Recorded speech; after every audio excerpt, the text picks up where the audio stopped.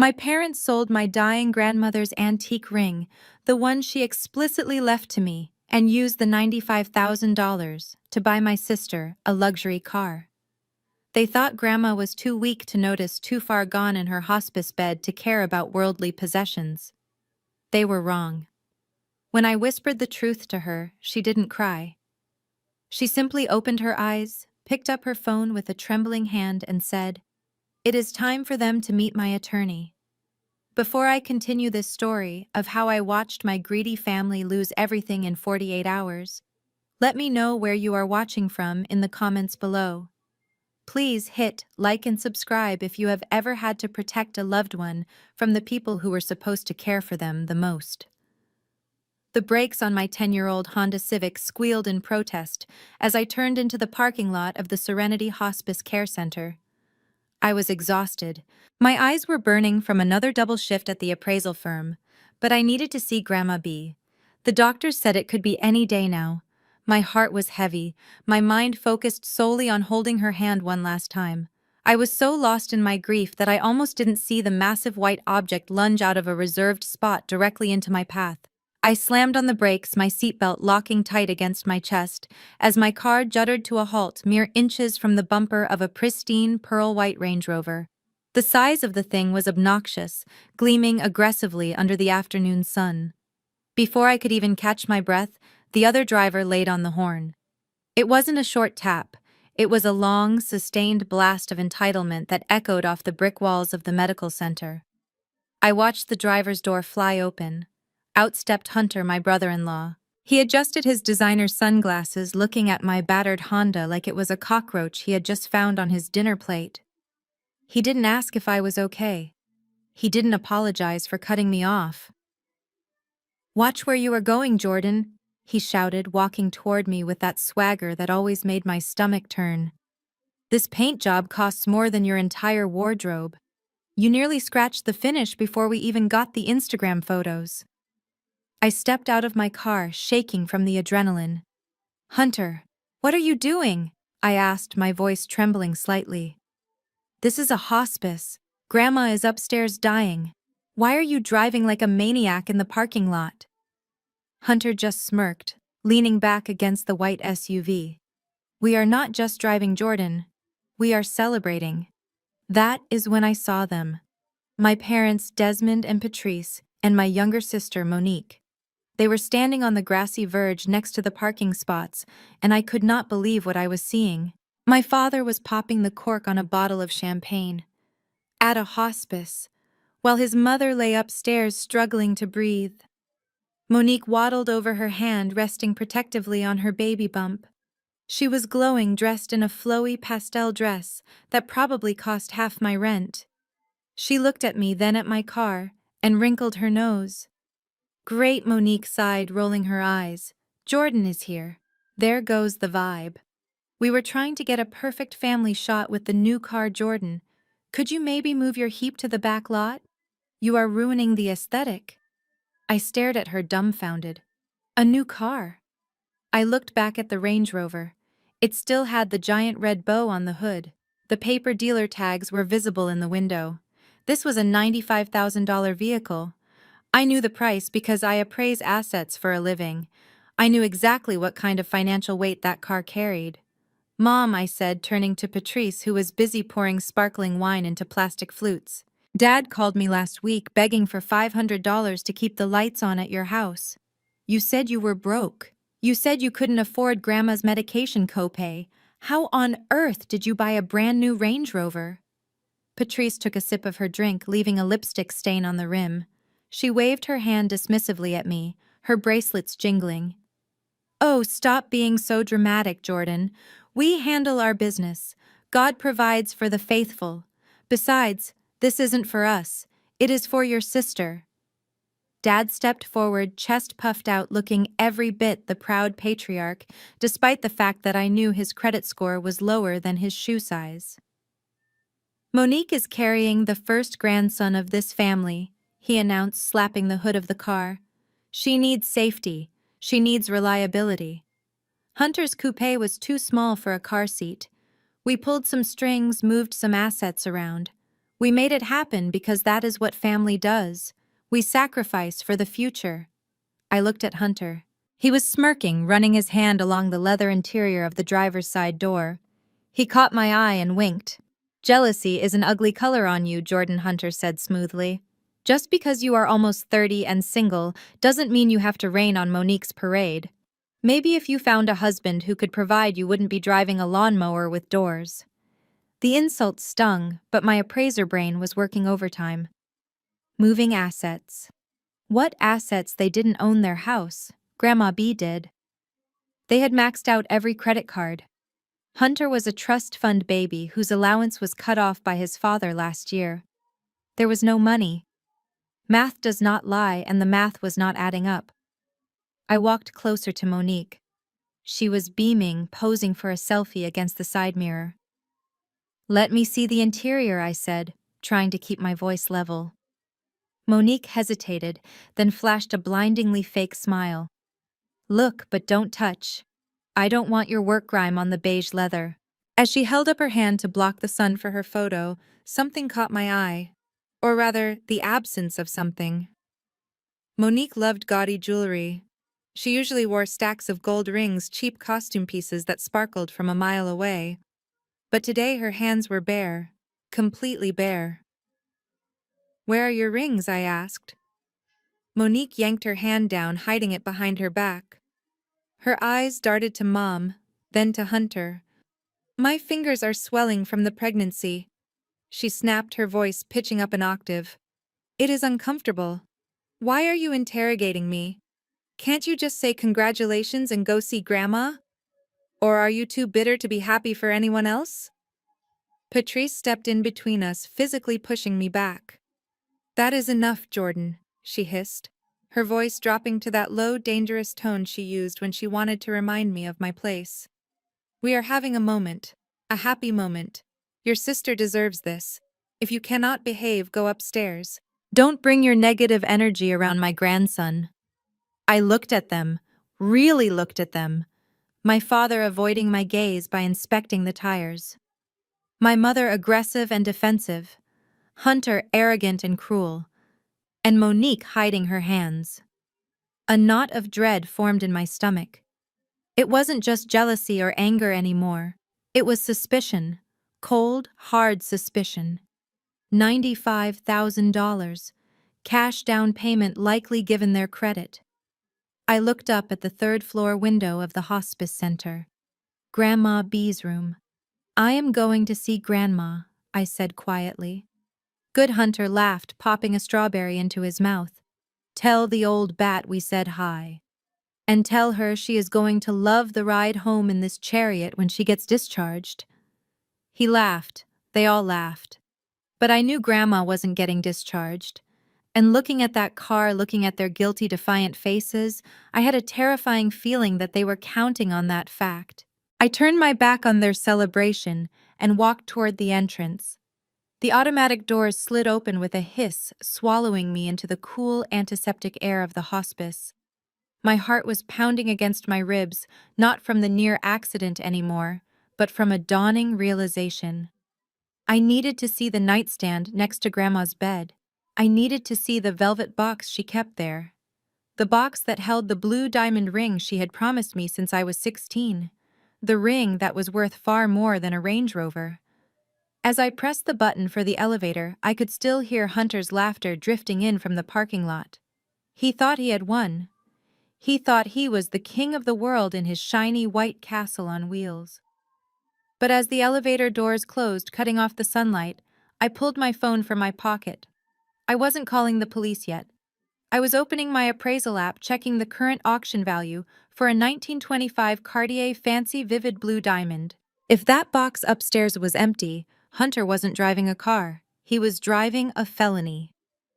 The elevator ride to the third floor felt like it took a lifetime. My heart was hammering against my ribs, echoing the frantic rhythm of my thoughts. Every time the metal doors rattled, I imagined my parents and sister driving away in that pearl-white monstrosity, taking the last piece of my grandmother's legacy with them. When the doors finally slid open with a cheerful ding that felt completely out of place, I didn't walk. I sprinted. The hallway of the Serenity Hospice smelled of lavender and antiseptic, a scent that usually calmed me, but today it made me want to gag. I dodged a cart full of linens and rounded the corner to room 304. Grandma Bia was exactly where I had left her yesterday, but she looked smaller, frail. The strongest woman I had ever known. The woman who had built a real estate portfolio from nothing in the segregated South was now reduced to a silhouette beneath a thin white sheet. The rhythmic hissing of the ventilator was the only sound in the room. Her chest rose and fell in a mechanical, artificial rhythm. Her eyes were closed, her silver hair brushed neatly against the pillow. I rushed to her bedside, my hand hovering over hers for a split second before my eyes darted to the nightstand. There it was, the small, worn blue velvet box. It was sitting right next to her water pitcher and a framed photo of her and Grandpa. "Please," I whispered to the empty room. "Please let me be wrong. Please let me be paranoid." I reached out and picked up the box. It was light, too light. My stomach dropped through the floor. With shaking fingers, I pried the lid open. Empty. The white satin lining was pristine, but the indentation where the ring had sat for 3 weeks was vacant. The 1925 Art Deco platinum ring, with its center sapphire flanked by 2 European-cut diamonds, was gone. It wasn't just jewelry. It was the first thing Grandpa had bought her when they made their first million.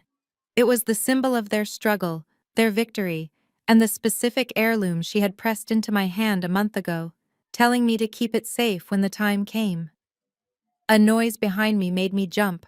I spun around, clutching the empty box. It was Nurse Brenda, a kind woman who had been tending to Grandma for weeks. She was holding a fresh bag of saline, but when she saw my face, she stopped dead in her tracks. Her eyes flicked to the empty box in my hand, and then down to the floor. She looked terrified. "Where is it?" I asked, my voice barely a whisper because I was afraid that if I shouted I would shatter into a million pieces. "Who was in here?" "Brenda?" Brenda swallowed hard, clutching the IV bag against her chest like a shield. "I am so sorry, Jordan," she stammered. "I tried to tell them it was against protocol without the patient being awake, but your father, he was very insistent. He said he had power of attorney. He said he was the patriarch of the family and that he was taking charge of her personal effects. My father, Desmond, the man who couldn't manage a lemonade stand, let alone a dying woman's estate. When I demanded, 'When did he take it?'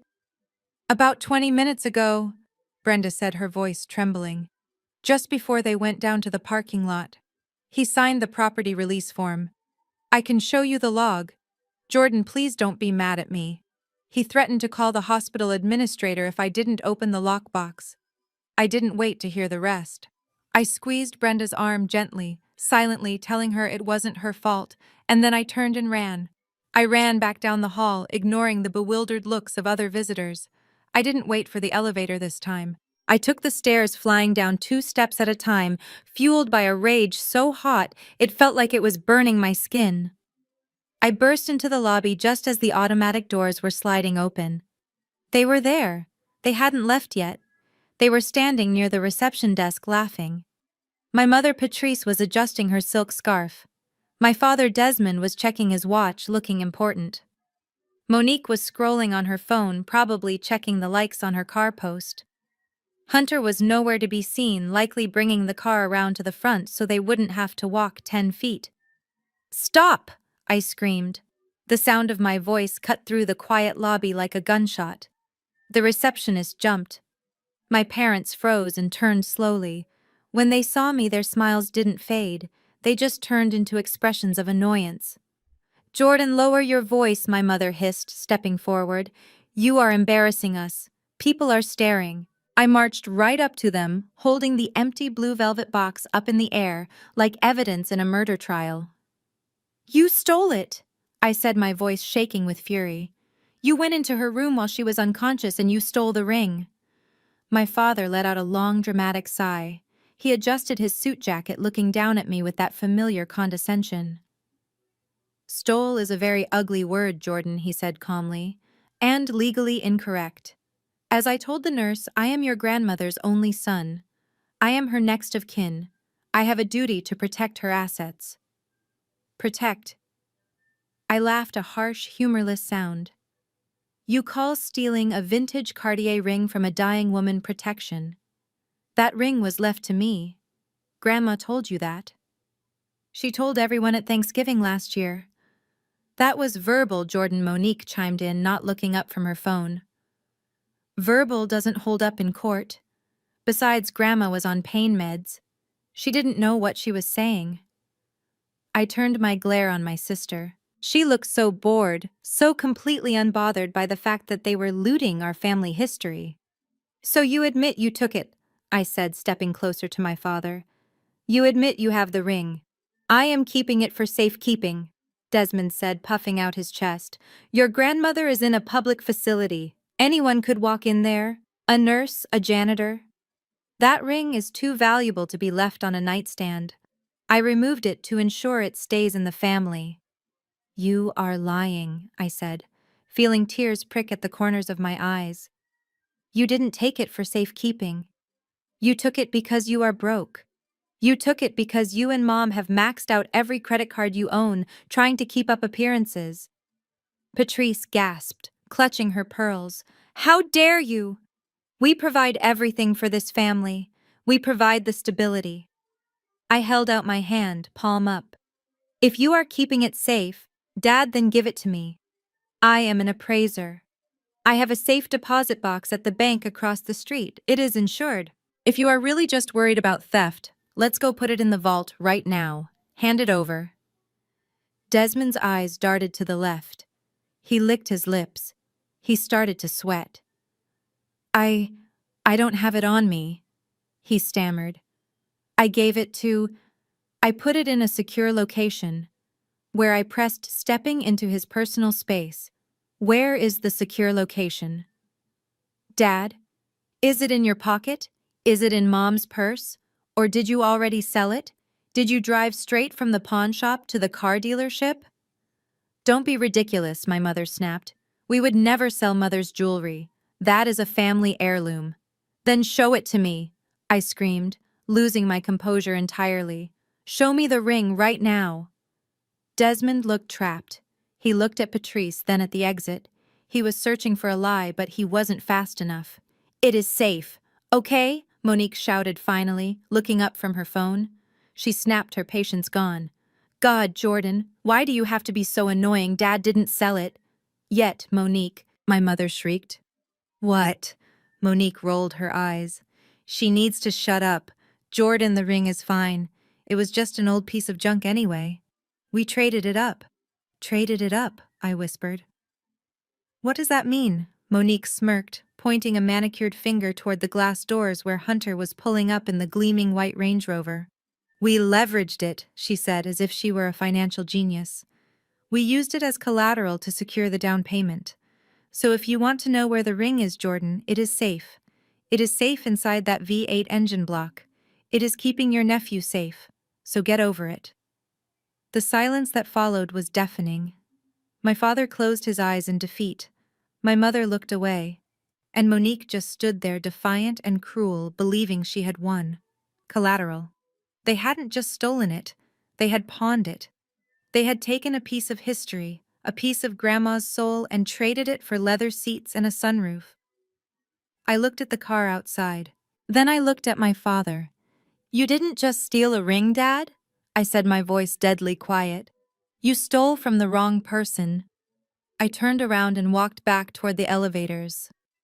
Where are you going? My mother called out, her voice laced with panic. Jordan, don't you dare go back up there and upset her. I didn't answer. I didn't look back. I just pressed the button for the third floor. I wasn't going to upset Grandma. I was going to wake her up. And then I was going to hand her the phone. My finger hovered over the elevator button. The metal felt cold against my skin, but the heat radiating from my father behind me was scorching. I could hear his heavy breathing, the sound of a man who knew he was cornered, but was frantically searching for a trapdoor. I did not press the button yet. I just stood there staring at my reflection in the brushed steel doors, waiting for him to admit the ugly truth I already knew.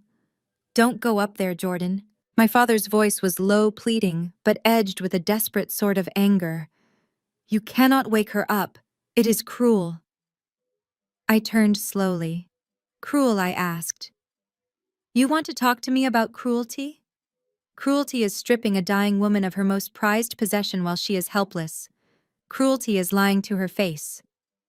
"Now tell me where the ring is, Dad." "I am not asking again." Desmond wiped a bead of sweat from his forehead. He looked at my mother, who was now standing beside him with her arms crossed, her face hardening into a mask of defiance. The panic in her eyes had been replaced by something far more dangerous: self-righteousness.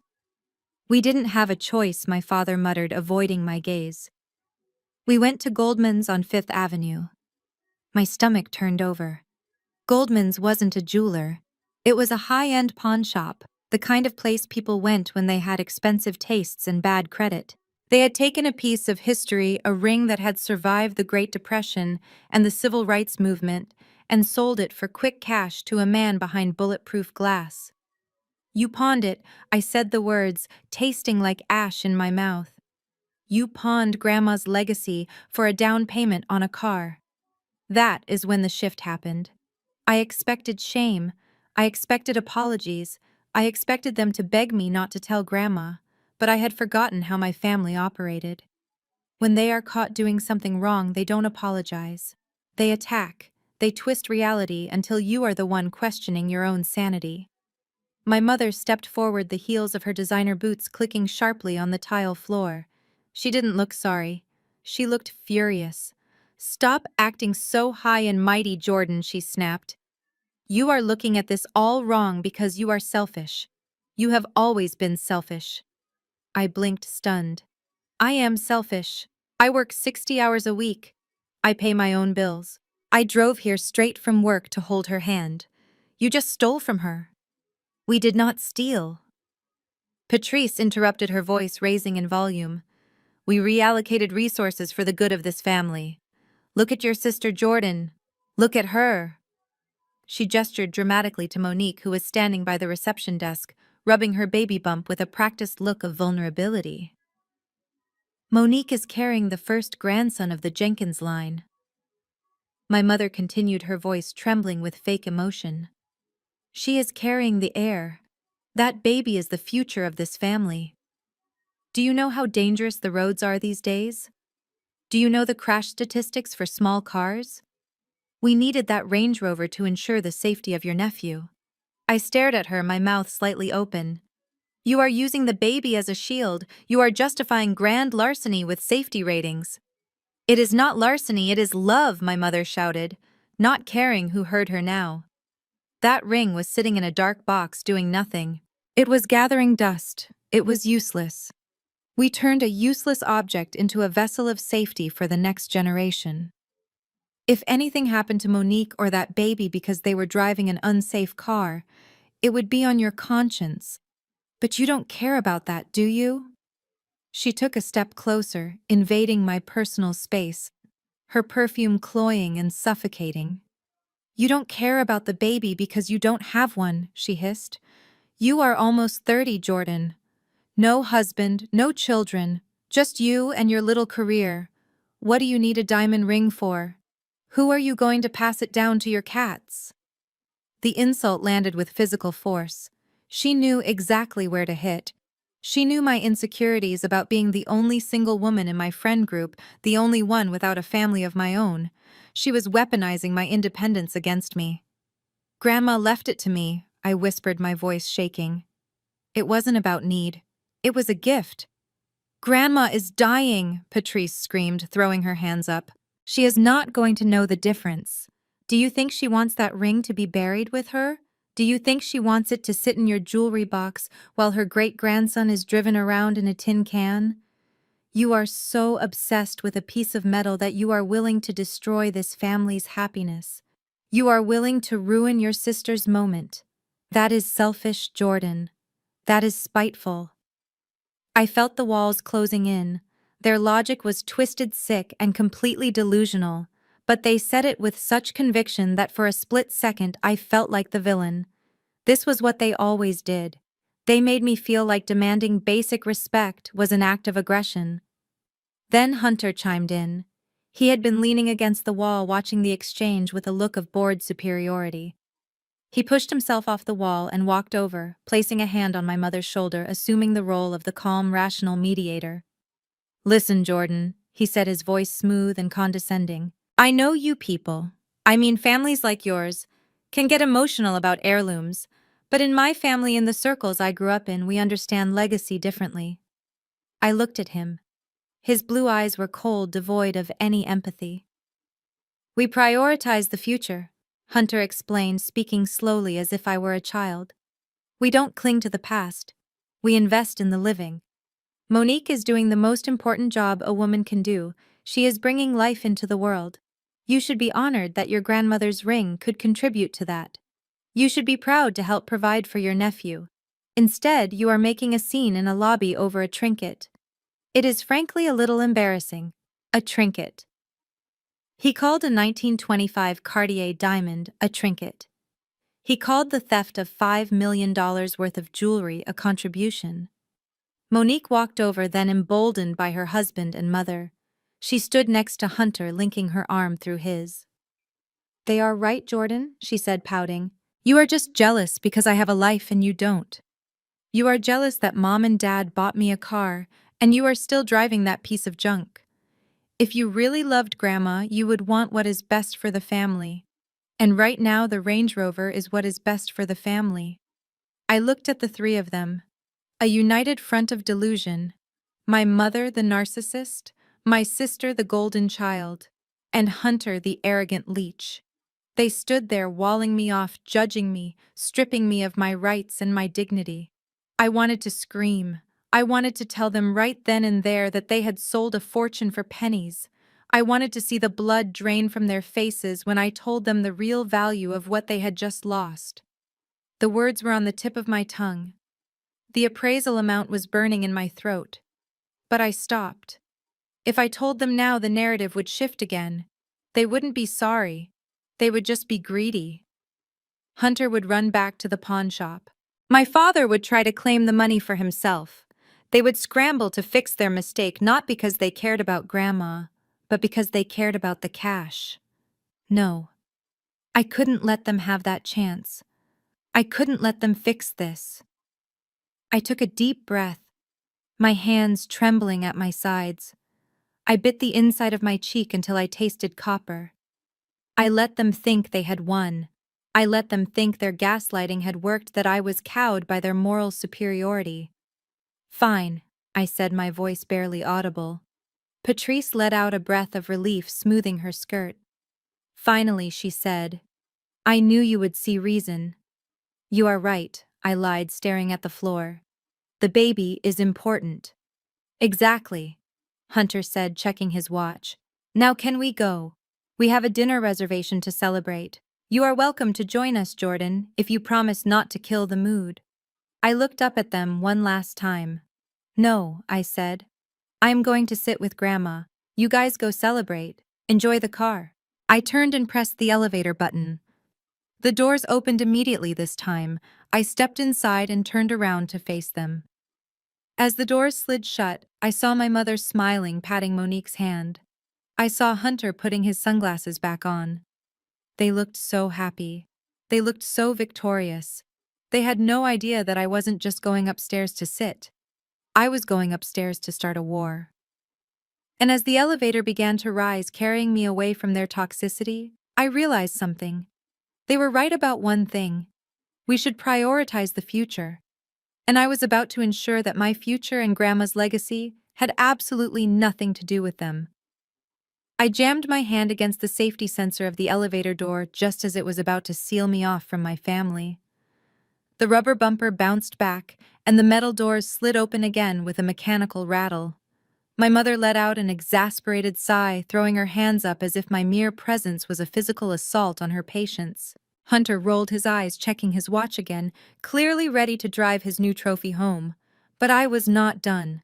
A cold, hard realization had just settled in my gut, a professional instinct that screamed louder than my personal grief. "One question," I said, my voice cutting through the lobby's ambient noise like a razor. My father Desmond looked at me with a mixture of annoyance and pity. He adjusted his tie, clearly feeling victorious. He thought I was coming back to beg. He thought I was coming back to ask for a cut of the money. "Make it quick, Jordan," he said, checking his reflection in the glass panel of the reception desk. "We have reservations at the Capitol Grill in 20 minutes. How much?" I asked, stepping out of the elevator and walking slowly toward them. "You said you sold the ring to pay for the car. The car is $95,000. How much exactly did you get for the ring?" Desmond puffed out his chest, a smug grin spreading across his face. He looked at Hunter, then back at me, eager to brag about his business acumen. "I got a deal, Jordan. A fantastic deal. I walked into Goldman's and I played hardball. The guy behind the counter, he tried to tell me it was just an old piece of estate jewelry. He said the setting was dated. He offered me 10,000 at first. 10,000, I repeated, my face blank. Desmond nodded enthusiastically. "But your father knows how to negotiate. I told him it was a family heirloom. I pushed him. I got him all the way up to $95,000 cash. He said he was practically robbing himself, but I wouldn't take no for an answer. I turned a dusty old ring that was worth maybe 10 grand into a luxury SUV. That is what you call leverage." He waited for applause. He waited for me to look impressed. Instead, I started to laugh. It wasn't a happy laugh. It wasn't even a sane laugh. It started as a low rumble in my chest and erupted into a jagged, hysterical sound that echoed off the high ceilings of the lobby. I laughed until my ribs ached. I laughed until tears streamed down my face. I looked at my family, my greedy, ignorant, arrogant family, and I laughed at their absolute stupidity. Monique took a step back, looking genuinely frightened. "Jordan, what is wrong with you? Stop it, you are scaring me." I wiped a tear from my eye, taking a deep, shuddering breath. I looked at my father, who was now frowning, his smile faltering. "You think you won?" I wheezed, shaking my head. "You think you are a business genius? Dad, you didn't negotiate. You didn't play hardball. You just handed a winning lottery ticket to a shark and thanked him for the bus fare home." "What are you talking about?" Hunter snapped, stepping forward aggressively. 95 grand is a lot of money for a used ring." I straightened up, the laughter dying in my throat, replaced by the icy demeanor I used in boardrooms when I had to deliver bad news to clients. I switched off the daughter filter. I turned on the appraiser. That wasn't just a used ring, Hunter. I pulled my phone out of my pocket, tapping the screen to bring up a document I had saved in my secure cloud storage. I held it up so they could see the high-resolution photo of the ring on my screen. That ring was a 1925 Cartier original, I said, my voice steady and clinical. "But the setting isn't what matters. It is the stone.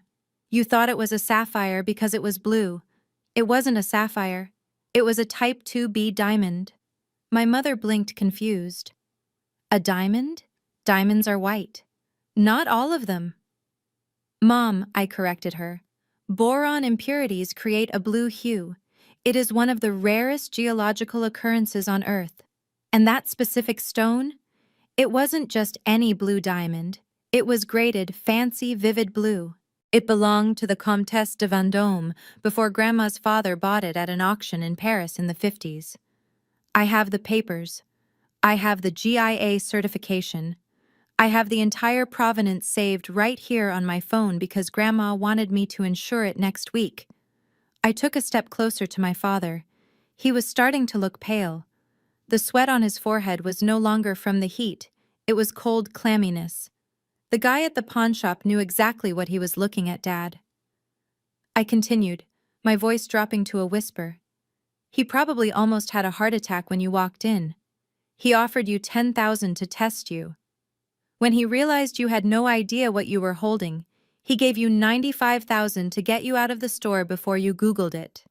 "So," Monique asked, her voice wavering, "so it is worth, what, 100 grand? We still got a car out of it." I looked at my sister. I looked at the car outside. Then I looked at my father, whose eyes were wide with a dawning horror. Dad, the last fancy. Vivid blue diamond of that carat weight and clarity sold at Sotheby's 3 months ago. Do you want to know the hammer price silence? Absolute suffocating silence. Even the receptionist had stopped typing to listen. $1.2 million, I said.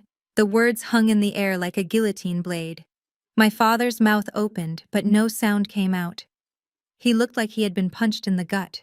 He staggered back slightly, his hand grasping the reception desk for support. 1 million, he croaked. 1.2, I corrected him mercilessly.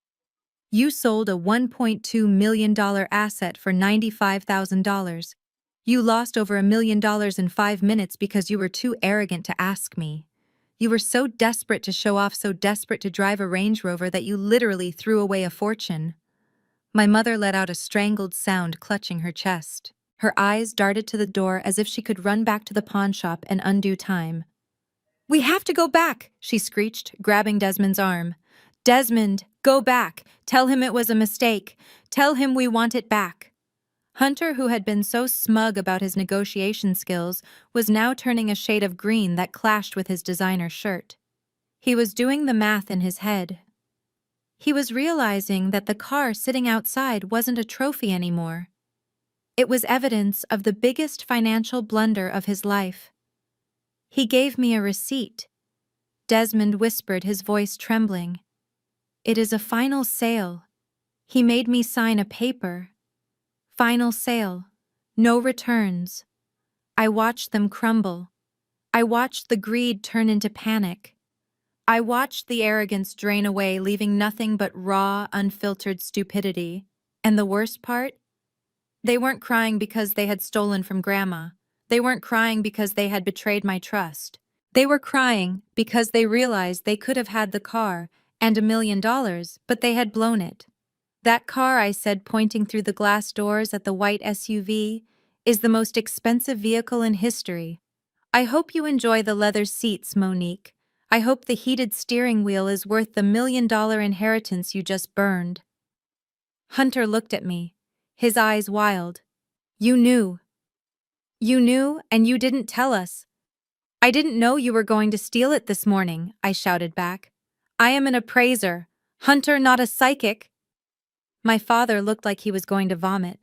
He slumped against the wall, sliding down until he was squatting on his heels, his head in his hands. 1.2 million, he moaned over and over again. I looked down at him. I felt no pity. I felt no sympathy. I only felt a cold, sharp clarity. You didn't just rob Grandma, I said softly. You robbed yourselves. And now I am going upstairs to tell her exactly how much her family values her legacy. I turned back to the elevator. This time nobody tried to stop me. They were too busy mourning the money they never earned. I pressed the button, and as the doors closed, the last thing I saw was my mother hitting my father with her purse, screaming that he was an idiot, while Hunter stared blankly at the white car that had just cost them everything. The silence in the lobby was heavy, suffocating, and thick with the stench of regret. But as I watched Hunter, I realized something terrifying. He wasn't regretting the theft. He wasn't regretting the betrayal of a dying woman. He was regretting the loss of profit. I watched the gears turning behind his pale blue eyes. The shock of the $1.2 million valuation was fading, replaced rapidly by a predatory gleam that made my skin crawl. He wasn't looking at me like a sister-in-law anymore. He was looking at me like an obstacle standing between him and a fortune. Give me the phone, Hunter said. His voice was no longer smooth or condescending. It was sharp, commanding, the voice of a man who was used to getting exactly what he wanted the moment he asked for it. I took a step back, gripping my phone tighter. Excuse me, the certificate, Hunter snapped, stepping into my personal space. The GIA appraisal papers you just showed us. Send the file to my email right now. Or better yet, just give me your phone. I need the proof. Proof for what I asked, though I already knew the answer. I could see the greed radiating off him in waves.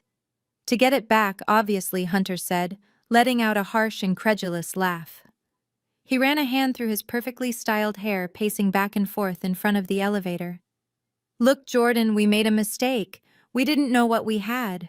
But it is not too late. The pawnshop guy, he cheated us. That is fraud. If I walk back in there with proof that he knowingly underpaid for $1 million asset, I can threaten to sue him into oblivion. I can get the ring back. He turned to me, his eyes wide and manic. And then we sell it properly? He continued, talking fast. We put it up for auction. Sotheby's, like you said, 1.2 million. Do you have any idea what we can do with that kind of money? We can pay off the house. We can set up a trust for the baby. We can all be set for life. Just give me the papers, Jordan. Be a team player for once. I stared at him, genuinely horrified. The audacity was breathtaking. He had just admitted to stealing from my grandmother, and now, instead of apologizing, he was asking me to help him execute the heist more effectively. He wanted me to use my professional expertise to help him finish the job he had botched. You are insane, I said, my voice trembling with rage. You think I am going to help you? You think I am going to hand over the documentation so you can go back and re-steal the ring to sell it for a higher price? That ring belongs to Grandma B. It belongs to me. It is not merchandise for you to flip because you are too lazy to get a job. Hunter's face darkened. The charm evaporated completely, revealing the nasty, entitled bully underneath. He took another step toward me, towering over me, using his height to intimidate. Watch your mouth, Jordan, he growled. You are talking to the future father of this family's heir. And you are forgetting who I am. You are forgetting who my father is. I stood my ground, though my heart was hammering against my ribs. I don't care who your father is, Hunter. You should, he hissed. My father is a retired federal judge. He still plays golf with the district attorney every Sunday. Do you really think a little pawn shop transaction is going to stick to me? If I want that ring back, I will get it back. And if you stand in my way, if you withhold that documentation, I will make sure my father knows exactly who to target. He leaned down, his voice dropping to a menacing whisper. We can make your life very difficult, Jordan. One phone call from my dad and your appraisal license gets reviewed. One phone call and your reputation in this town is toast. You are a nobody. You are a glorified antique dealer living in a rented apartment. Do not go to war with people who actually matter. I looked at my parents.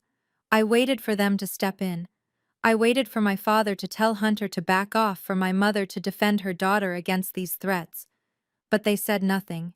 Desmond was biting his lip, looking at the floor, probably calculating his share of the $1 million. Patrice was watching Hunter with a look of desperate hope. They were on his side. They were willing to let him threaten me if it meant they could get their hands on that money. You are pathetic, I spat, looking from Hunter to my parents. All of you. You are willing to sell your souls for a lifestyle you can't afford. Hunter laughed, a cruel, ugly sound. At least I have a life to fund, Jordan, he sneered. Look at you.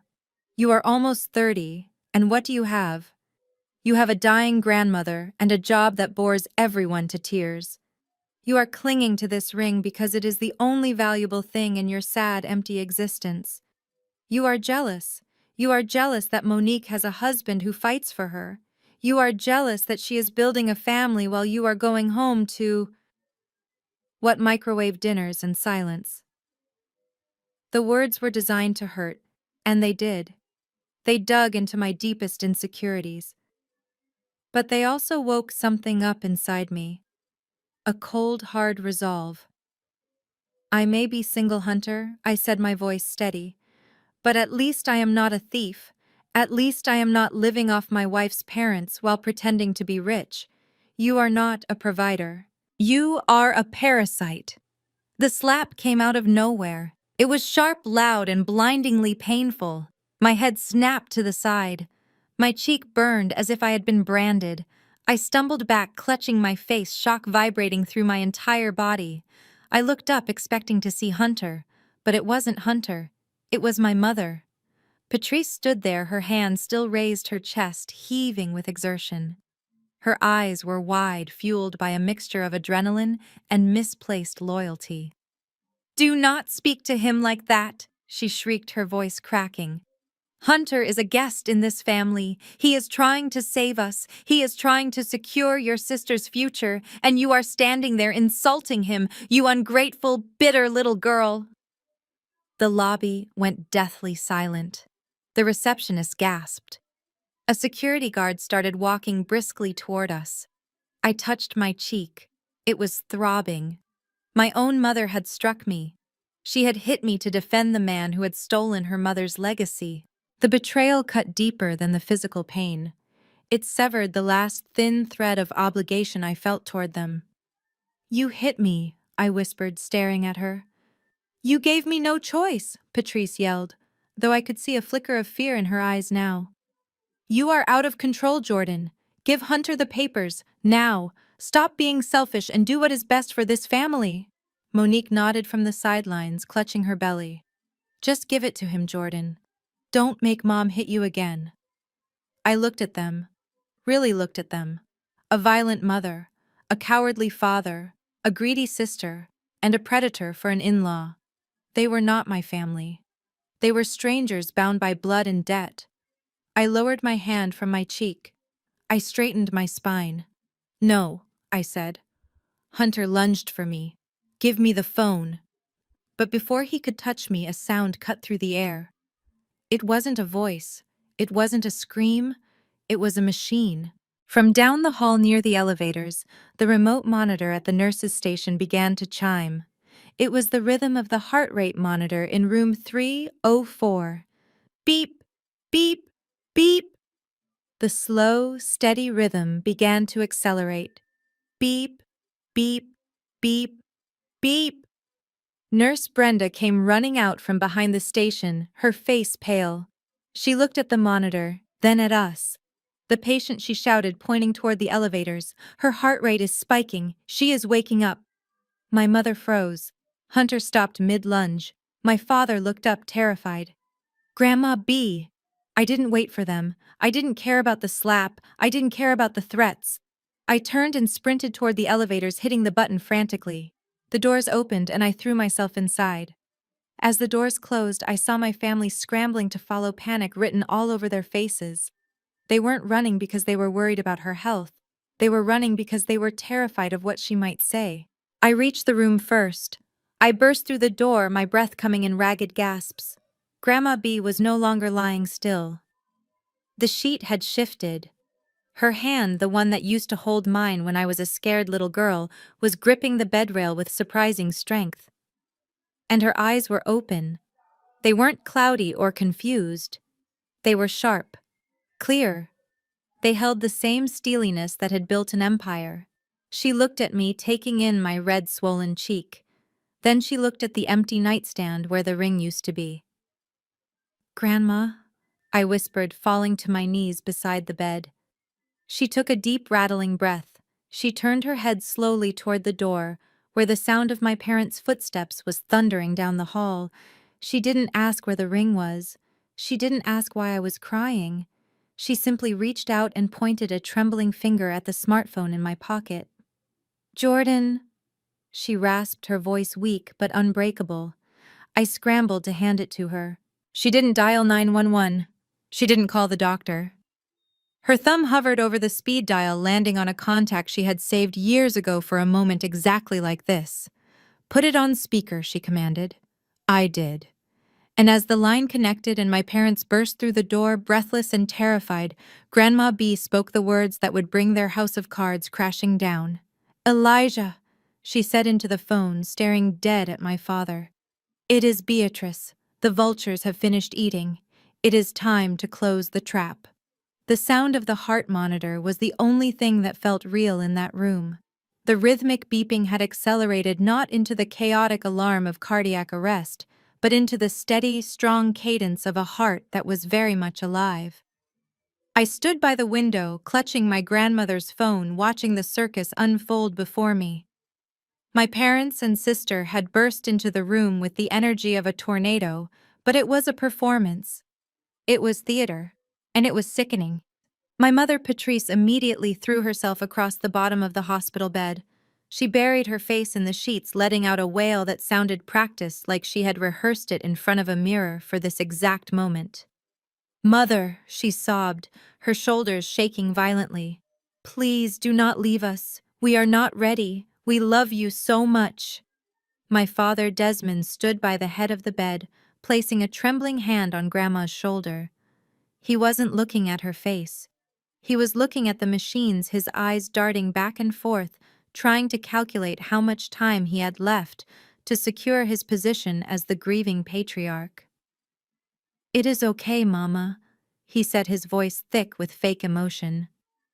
"You can let go. We are here. I will take care of everything. I have the car ready to take you home. I will handle the estate." Monique hovered by the door, unwilling to get too close to the smell of antiseptic and sickness. She squeezed Hunter's hand, whispering loudly enough for everyone to hear. "Is she going? Is this it? What about the will? Did she sign the amendment?" I wanted to scream. I wanted to throw them all out, but I couldn't move. I was frozen, my eyes locked on Grandma B's face, because I saw what they were too busy acting to notice. I saw her jaw tighten. I saw the way her hand, which Desmond was patting patronizingly, curled into a fist. It wasn't a spasm. It was a weapon being formed. Patrice let out another dramatic moan, clutching Grandma's legs. "Oh God, take me instead. She is the rock of this family.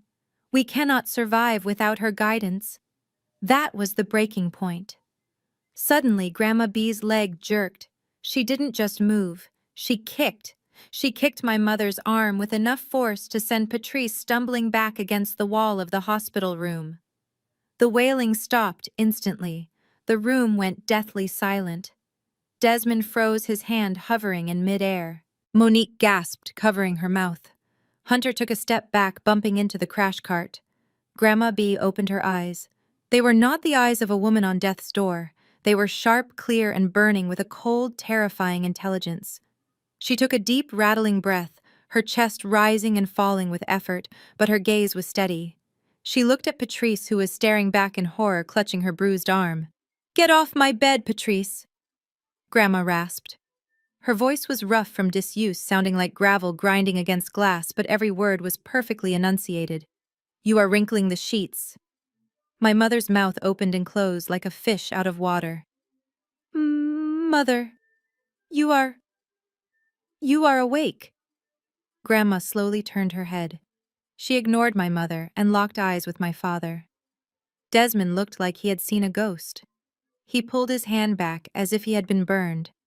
"And you, Desmond?" She continued, her voice gaining strength with every syllable. "Stop hovering over me like a vulture waiting for the carcass to cool. I am not dead yet, and I certainly am not going anywhere in a car bought with stolen money." Desmond turned a shade of gray that I had never seen on a human being before. He looked at me, then back at his mother. "Mama, you heard that," he stammered.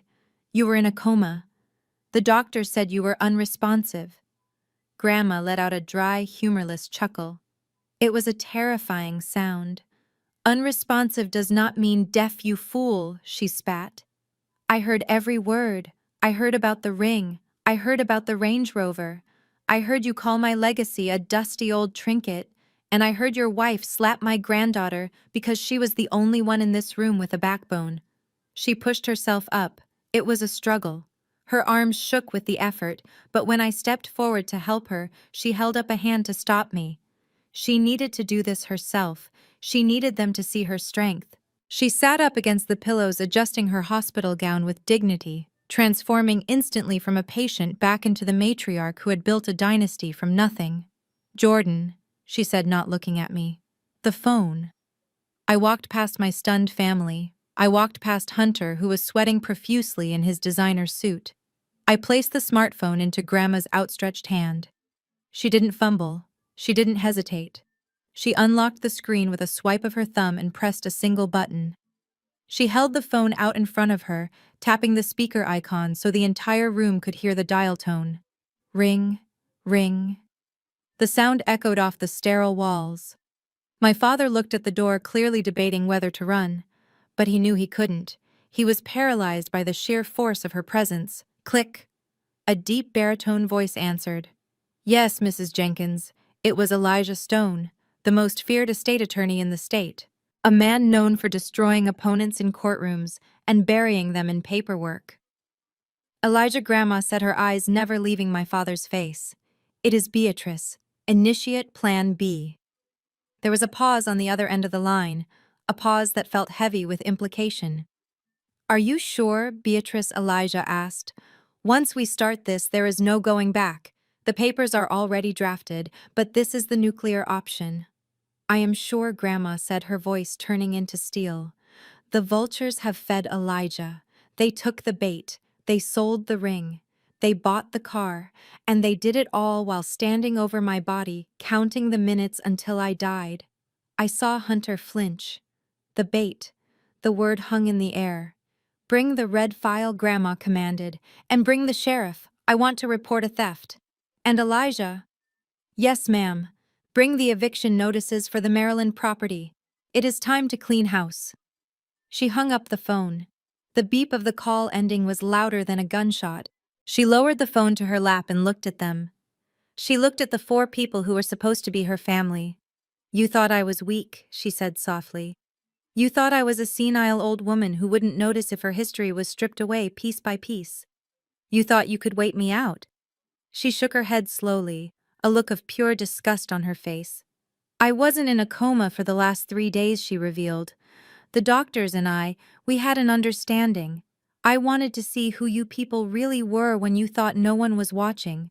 I wanted to know if there was a single shred of decency left in this bloodline. She looked at Monique, who was trembling. I hoped you would be different, child. I hoped motherhood would soften you, but you are just as hollow as your parents. You care more about leather seats than your own grandmother's dignity. She looked at Hunter. And you. The trust fund failure. You thought you could bully my granddaughter. You thought you could use my family's name to intimidate her. You are about to learn what happens when you threaten a Jenkins woman. Finally, she looked at my father. Desmond was shaking his head, tears streaming down his face, but they weren't tears of sorrow. They were tears of a man watching his inheritance evaporate. Mama, please, he whispered. It was a mistake. We were desperate. No, Desmond, Grandma said, closing her eyes for a brief moment. Desperation is stealing bread to feed your child, selling $1 million heirloom to buy a luxury car to show off on social media. That is not desperation, that is greed, and greed is a sin. I am done forgiving. She pointed to the door. Get out of my room, all of you. Go down to the lobby and wait for Elijah, and pray that he gets here before I decide to add fraud to the list of charges. My parents didn't argue. They didn't fight. They turned and fled. They ran like cockroaches when the lights came on. Monique and Hunter scrambled after them, the door swinging shut behind their retreat. The room was suddenly quiet again, save for the steady, strong beep of the heart monitor.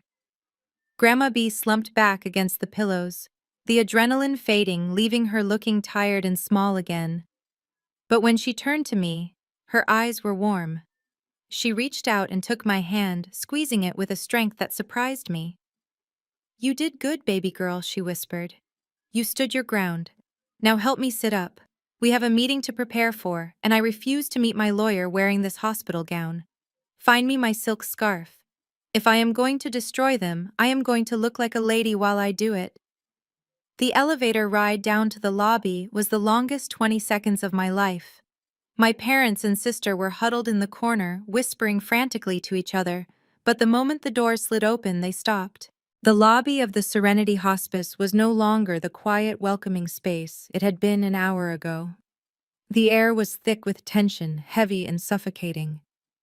And standing in the center of the room, like a statue carved from granite, was Elijah Stone.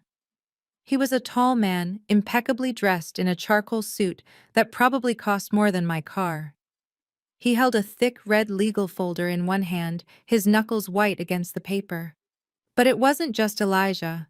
Flanking him on either side were 2 uniformed sheriff deputies. They weren't smiling. Their hands rested near their belts, their posture rigid and alert. My father Desmond stopped dead in his tracks.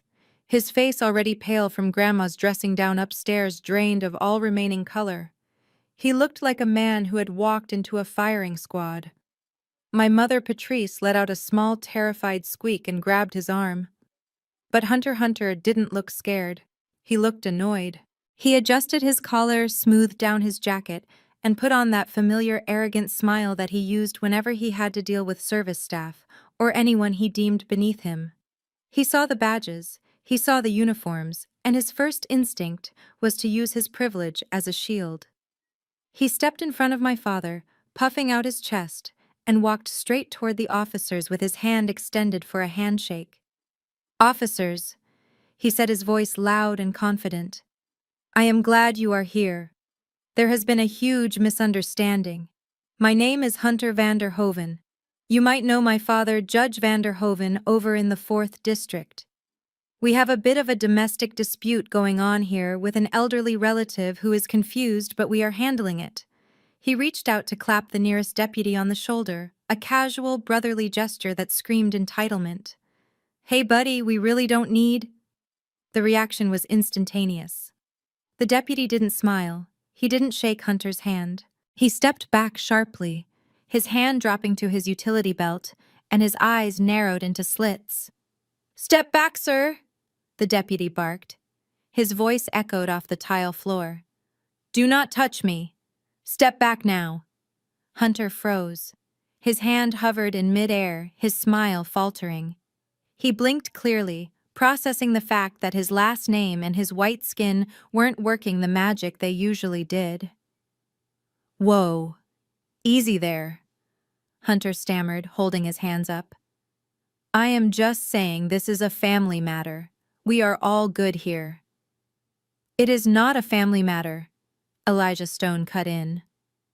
His voice was deep, smooth, and colder than liquid nitrogen. "It is a criminal matter. And you are definitely not all good here." Elijah stepped past Hunter as if he didn't exist. He didn't even look at him. His focus was entirely on my father. He walked until he was standing toe-to-toe with Desmond, looming over him with the weight of the law behind him. "Desmond Jenkins," Elijah said. Desmond tried to speak, but his voice failed him. He swallowed hard and nodded. "Elijah, please," my father finally managed to choke out. She is confused. The medication, you know how she gets. I was just exercising my rights as her son." "Your rights?" Elijah repeated, a flicker of disgust crossing his face. He opened the red folder. "You operated under the assumption that your power of attorney granted you total control over Beatrice's assets. You assumed that because she was incapacitated, you could liquidate her property to fund your lifestyle." Desmond nodded vigorously, sensing a lifeline. "Yes, exactly. Power of attorney. I signed the papers last year. It was legal. I have the right to manage her personal effects." Elijah smiled. It wasn't a nice smile. It was the smile of a shark that had just scented blood in the water. "That is where you made your fatal mistake, Desmond. You assumed the ring was a personal effect." He pulled a document from the folder and held it up. It was a thick, bound deed with official seals. The Cartier blue diamond ring, along with the real estate portfolio and her investment accounts, was moved out of her personal name 5 years ago. It is the property of the Beatrice Jenkins Living Trust. My father stared at the paper, his eyes glazing over. He didn't understand. So he whispered, "I am the heir. I am the trustee." "No," Elijah said, snapping the folder shut. "You are the beneficiary. I am the trustee. And Beatrice is the grantor. The ring does not belong to her personally, and it certainly does not belong to you. It belongs to the trust." Elijah took a step closer, his voice dropping to a low, dangerous growl. "When you took that ring from her room and sold it, you didn't just steal from your mother. You embezzled assets from a legal financial entity. You bypassed the fiduciary protocols. You committed fraud against the trust." My mother Patrice finally found her voice. "But we needed the money." We are family. Surely the trust is for the family. The trust is for the benefit of the family, not for the liquidation of its assets by unauthorized parties, Elijah corrected her sharply. And because of the value of the item you stole, $1.2 million, this is not a civil dispute. This isn't a case for small claims court. He turned to the deputies. This is embezzlement. It is grand larceny in the first degree. It is a Class B felony. The word felony hung in the air like a guillotine blade. Hunter turned white. He started backing away slowly, trying to put distance between himself and my father. Monique let out a sob, clutching her stomach. Felony, Desmond whispered. No. No, Elijah, you cannot do this. I am her son. I am a deacon at the church. You cannot arrest me. I am not arresting you, Desmond, Elijah said calmly. They are. He nodded to the deputies. The two officers moved with practiced efficiency. They stepped around Hunter and flanked my father. Desmond Jenkins, the first deputy, said, his voice devoid of emotion. Turn around and place your hands behind your back. No. Patrice screamed. She lunged forward, grabbing at the deputy's arm. You cannot take him. He is a good man. He is a father, ma'am. Step back, or you will be charged with obstruction, the second deputy warned, physically blocking her path. My father looked at me. His eyes were wide, filled with a terrified, animalistic panic. He looked at me, pleading silently for me to intervene, to say something, to save him. Jordan, he cried out as the deputy grabbed his wrist. Jordan, tell them it was a misunderstanding. I stood there watching the man who had mocked my career, who had belittled my existence, and who had stolen my inheritance. I remembered the smirk on his face when he told me he had sold the ring. I remembered him laughing in the parking lot. I looked him in the eye. It wasn't a misunderstanding, Dad, I said quietly. It was a choice. The sound of the handcuffs clicking shut was the loudest noise in the lobby. Click, click. Desmond let out a broken sob as the cold steel bit into his wrists. His shoulders slumped. The arrogant patriarch, the man who thought he was untouchable because he was a man and a father, was gone. In his place was a criminal. Hunter, seeing the handcuffs, finally lost his composure completely. This is insane, he shouted, his voice cracking. You guys are making a huge mistake. My father will hear about this. You are arresting the wrong people. We were trying to help her. One of the deputies turned to Hunter. He looked him up and down with pure disdain. Sir, if you do not lower your voice and step away from the crime scene, I will find a pair of cuffs for you too. Being an accessory to a felony is a serious charge. Do you want to join your father-in-law? Hunter snapped his mouth shut. He looked at Desmond, who was now being marched toward the automatic doors. He looked at the police car waiting outside with its lights flashing. And for the first time in his life, Hunter Vanderhoven realized that his last name couldn't save him from the consequences of his own greed. Elijah walked over to me. He looked tired, but satisfied. Your grandmother sends her love, he said softly, handing me a tissue I didn't realize I needed. She told me to tell you that the show is just beginning. I watched through the glass doors as they guided my father into the back of the patrol car. My mother was running after them, screaming at the glass, her mascara running down her face in black streaks. Monique was sitting on a bench, sobbing into her hands. I took a deep breath. The air in the lobby suddenly felt lighter. Is the ring gone, Elijah? I asked. Elijah adjusted his cuffs, a small knowing smile playing on his lips. We tracked the transaction. The pawn shop has already been served with a cease and desist. The ring is frozen evidence. We will get it back, Jordan. But right now, I think we need to discuss the rest of the assets, specifically the car your sister is so fond of. I looked out at the parking lot, where the white Range Rover was still gleaming under the afternoon sun. It looked like a hearse now. Let's discuss it, I said. The rotating blue and red lights of the police cruiser reflected off the glass facade of the Serenity Hospice, creating a chaotic strobe effect that matched the turmoil in the lobby. My father was already in the back of the patrol car, his face pressed against the window like a trapped animal, but the officers were not finished. The lead deputy, a stern man with a buzz cut and zero patience for nonsense, turned his attention to the rest of my family. He held a clipboard in one hand and rested the other on his belt, staring at Hunter and my mother, with an intensity that made them both shrink back. "We need to recover the funds," the deputy stated, his voice flat and authoritative. "Mr. Jenkins confessed to selling the stolen property for $95,000. Where is the cash? We need to seize it as evidence immediately." My mother Patrice looked around wildly, as if the money might magically appear in the air if she wished hard enough. She opened her mouth to lie, probably to say they had put it in a bank account, but Hunter beat her to it. Hunter, the coward who had been so arrogant 5 minutes ago, was now desperate to distance himself from the handcuffs. He pointed a shaking finger toward the glass doors. "We don't have the cash," Hunter blurted out, his voice high and thready. "We spent it. It is outside." The deputy followed Hunter's finger. His gaze landed on the pristine, pearl-white Range Rover parked in the handicap spot, the giant red bow still affixed to its hood.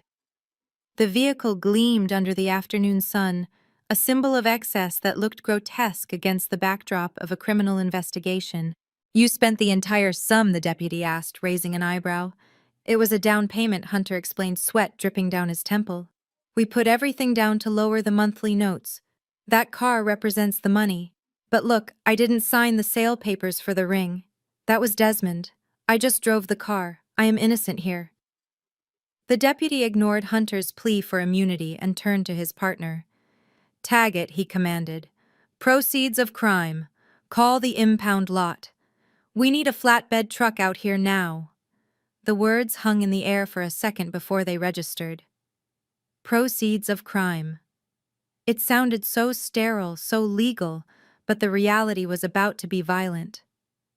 Monique, my sister, who had been sobbing quietly on the bench, suddenly let out a shriek that sounded like a banshee. She leaped up, clutching her baby bump with one hand and her phone with the other, and rushed toward the door. "No," she screamed, her voice cracking with hysteria. "You cannot take it. That is my car. It is for the baby." The second deputy stepped in front of the door, blocking her path. "Ma'am, stay back. That vehicle is now evidence in a felony investigation. It was purchased with stolen funds. It is being seized." Monique spun around, her eyes wild. She wasn't looking at the police. She wasn't looking at our mother. She was looking at me, and in her eyes I didn't see guilt. I saw pure, unadulterated narcissism. "Jordan, stop them!" she yelled, stomping her foot like a toddler. "You have to tell them to stop. I just went live on Instagram." I stared at her genuinely, unable to process the absurdity of her statement. "You did what I went live," Monique shrieked, shoving her phone in my face. The screen showed her profile, the latest video thumbnail featuring her posing next to the white SUV with the caption, "Blessed and highly favored." 5,000 people watched me unveil that car. Jordan, 5,000. Everyone from high school. All my haters.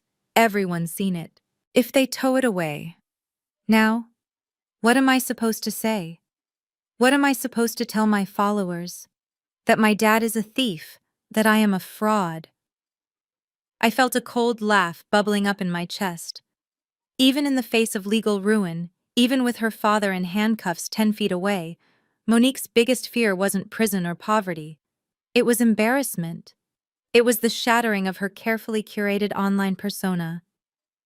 "You are worried about your followers?" I asked, my voice dripping with disbelief. "Monique, Dad is going to jail. We just lost $1 million heirloom. And you are worried about your engagement ratio." "You did this," Monique screamed, lunging at me. My mother had to grab her shoulders to hold her back. "This is your fault." Jordan, Monique spat, tears streaming down her face, ruining her perfect makeup. "You are doing this because you are jealous. You have always been jealous of me. You couldn't stand that. Mom and Dad bought me a luxury car while you are driving that piece of trash Honda. You couldn't stand that I am pregnant and happy and you are alone." She was hysterical now, her logic twisting into a pretzel to avoid taking responsibility. "You want my baby to walk," she accused, pointing a manicured finger at my chest. "You want your own nephew to be unsafe. You are evil, Jordan. Who calls the police on their own family over a ring? Who does that? You are trying to humiliate me because you are miserable." I looked at my sister. I saw the fear behind the anger. She was realizing that the facade was crumbling. The illusion of wealth she had built her entire identity around was being hooked up to a tow truck. "I didn't buy a car with stolen money, Monique," I said calmly, refusing to match her volume. "And I didn't brag about a crime on the internet. You did that all by yourself." Outside, the heavy rumble of a diesel engine cut through the tension. A massive yellow flatbed truck backed into the parking lot, its reverse beepers echoing loudly. Beep, beep, beep. It sounded like a countdown to their total destruction. Hunter groaned, putting his head in his hands. "Oh God, my neighbors are going to see this on the news." The deputy walked over to Hunter. "Keys," he demanded. Hunter hesitated. He looked at the car, then at Monique, then at the gun on the deputy's hip. Slowly, painfully, he reached into his pocket and pulled out the shiny, weighted key fob. He dropped it into the deputy's palm. It was the surrender of his manhood, the end of his pretense as a provider. The deputy walked outside. We all watched through the glass wall of the lobby. It was like watching a silent film of a disaster. The tow truck driver, a burly man who clearly didn't care about the drama, took the keys and hopped into the Range Rover. "No," Monique wailed, banging her fists against the glass. "Don't touch it. It has heated seats. It has a panoramic roof." The driver started the engine. The V8 roared to life, one last time, a growl of power that mocked them.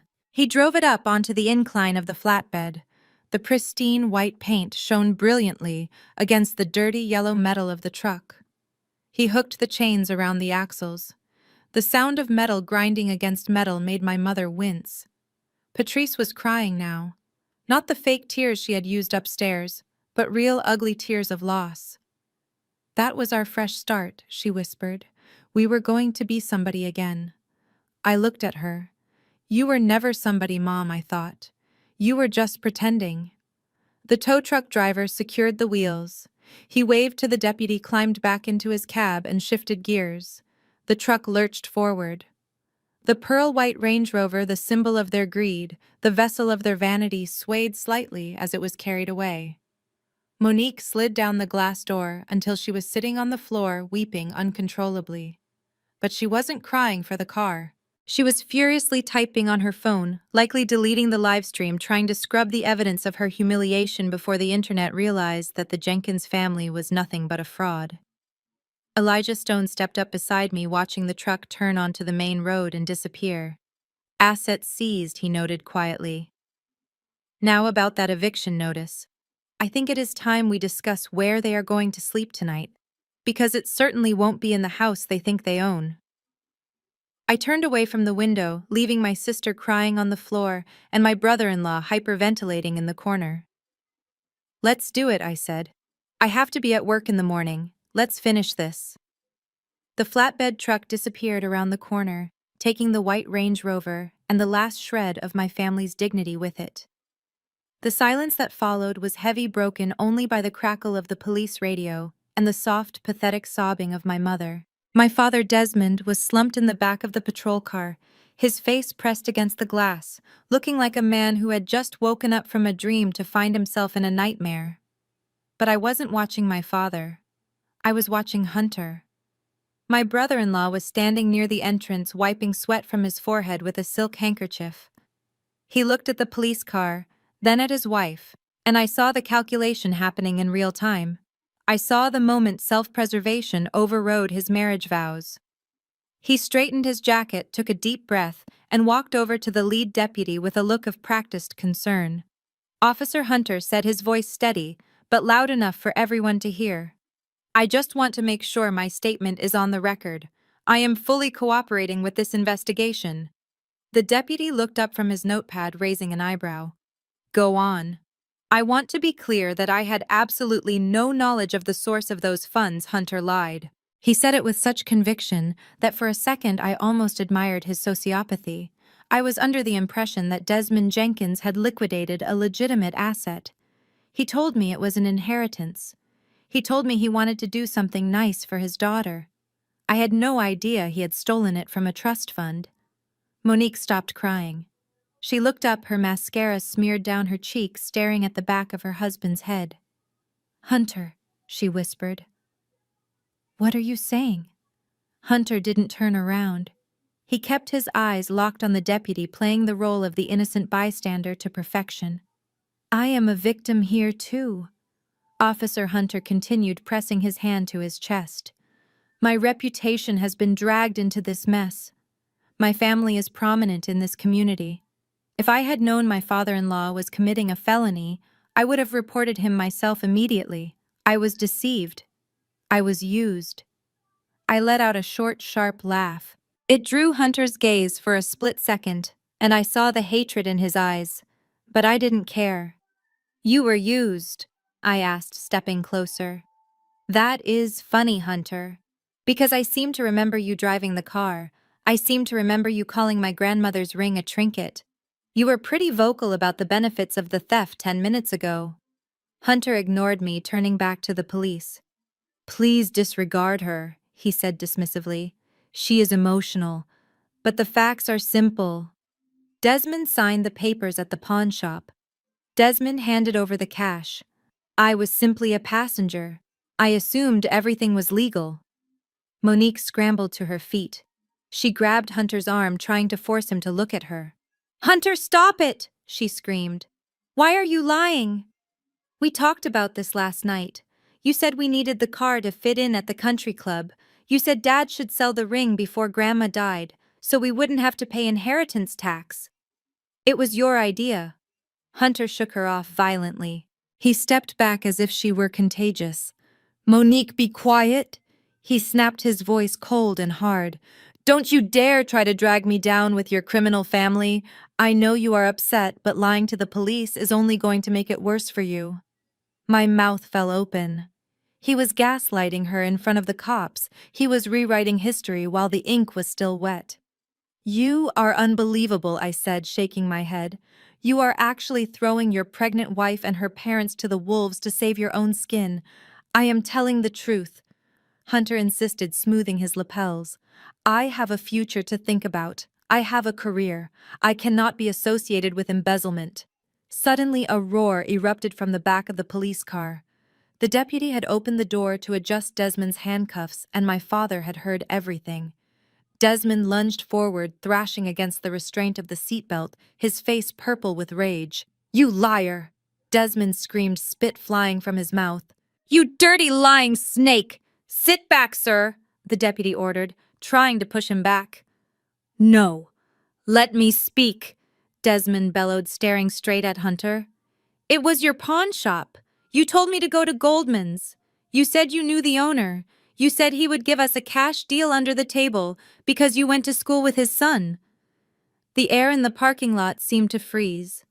Hunter stiffened. The deputy stopped pushing Desmond and looked over at Hunter. "Is that true?" the deputy asked. "Do you have a personal connection to the fence who bought the stolen goods?" Hunter's face went pale. I might have shopped there before." "That doesn't prove anything." "It proves conspiracy," I interjected helpfully, leaning against a concrete pillar with my arms crossed. "It proves premeditation." Desmond wasn't finished. He was pouring out the truth like a broken dam, desperate to take Hunter down with him. "He drove me there," Desmond shouted. "Check the cameras." He waited in the car while I went inside, because he didn't want his face on the security tape. He told me exactly what to say. He said, "Get the cash, old man, and don't ask questions."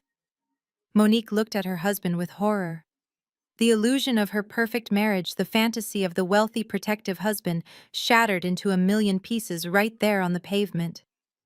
"You waited in the car," she whispered. "You made my dad take all the risk." Hunter glared at her. He glared at Desmond. He realized the walls were closing in, and his strategy of playing the victim was failing. He needed an exit. He needed to get away from the police before they decided to put him in the back seat next to Desmond. "I don't have to listen to this," Hunter announced, backing away. "This is hearsay. It is the rantings of a desperate criminal." He looked at the deputy. "Am I under arrest?" "Officer?" The deputy hesitated. He looked at Desmond, then at the pawn shop receipt in the evidence bag. Technically, Desmond's name was on everything. Without hard proof of Hunter's involvement yet, they had to tread carefully. "Not at this moment," the deputy said slowly. "But do not leave town. We will be calling you in for questioning." Hunter nodded, seizing the opening. "Of course. I will be fully available. Right now, I need to go. I need to go call my father's legal team. I need to get representation for this mess. I need to help Desmond." He was lying through his teeth. He wasn't going to help Desmond. He was going to save himself. "I am going to take my wife's car," Hunter said, digging in his pocket for the keys to Monique's sedan. Monique reached out for him. "Hunter, wait. I can't stay here. Mom is a mess. Take me with you." Hunter looked at her. He looked at her swollen belly, at the tears streaming down her face, at the ruin of her family behind her. And he made a choice. "No," he said coldly. "You should stay with your mother. She needs you. I have to handle business." He turned and walked rapidly toward Monique's car. He didn't look back. He didn't say "I love you." He walked with the speed of a rat fleeing a sinking ship. "He is running," I said to the deputy. "You know that, right? He isn't calling a lawyer. He is going to pack a bag." The deputy watched him go, his eyes narrowed. "He won't get far," the deputy assured me. "We have his plate number, and once we pull the security footage from that pawn shop and see him waiting in the car like your father said, we will pick him up. Let him run. It just adds flight risk to the charges."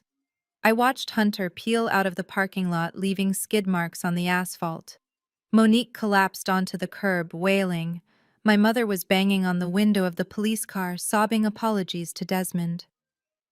It was a tragedy. It was a disaster.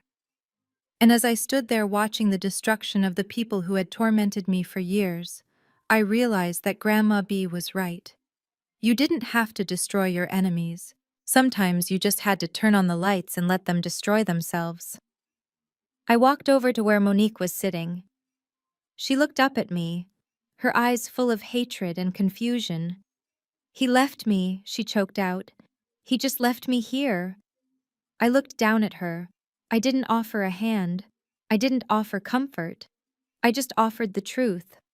"He didn't just leave you, Monique. He discarded you. Because you were never a wife to him. You were just an accessory. And now that the car is gone and the money is gone, he doesn't need the accessory anymore." Monique buried her face in her hands. I turned to the deputy. "If you are done with me here, I said I have an eviction notice to serve. I figure since everyone is already crying, we might as well get all the bad news out of the way at once." The deputy actually cracked a small smile. "Go ahead, Miss Jenkins. We will take your father down to the station for booking. You have a nice day." A nice day. I looked at the chaotic scene one last time. It wasn't a nice day, but it was a just one, and for the first time in my life that was enough. The dust from Hunter's tires had barely settled on the asphalt, but the air in the parking lot remained thick with tension. My father was secured in the back of the patrol unit, his face a mask of defeat pressed against the reinforced glass. My mother, Patrice, stood on the curb, her designer handbag clutching to her chest like a life preserver. She was watching the road where her son-in-law had just abandoned her, her eyes wide with a mixture of shock and abandonment. Monique was still sitting on the ground, staring at her phone, as if the screen could offer her an escape route from reality. I took a deep breath, preparing to leave. The ring was located. The car was seized. The thief was in custody. It felt like justice had been served. But Elijah Stone was not done. He cleared his throat, a sound that cut through the sobbing and the police radio chatter like a gavel striking a podium. He stepped into the center of our small, broken circle, opening the red legal folder once more. "We are not finished," Elijah announced, his voice projecting with the authority of a man who held all the cards. My mother looked up, her mascara running in dark streaks down her cheeks. She wiped her face with the back of her hand, trying to regain some semblance of dignity. "What do you mean we aren't finished?" she snapped, her voice trembling. "You took the car. You arrested my husband. You humiliated us. What more do you want, Elijah Blood?" Elijah looked at her over the rim of his glasses. He didn't look angry. He looked disappointed. "I want to talk about the house, Patrice." The color drained from my mother's face. She stiffened, her defensive walls instantly slamming back into place. "The house," she repeated. "The house has nothing to do with this. That is our home. We have lived on Oak Creek Drive for 30 years. You cannot touch our home." I felt a bitter taste rise in my throat. Oak Creek Drive. The sprawling 5-bedroom colonial with the heated pool and the manicured hedges. The house where I had grown up, and the house where I had been systematically told I wasn't good enough.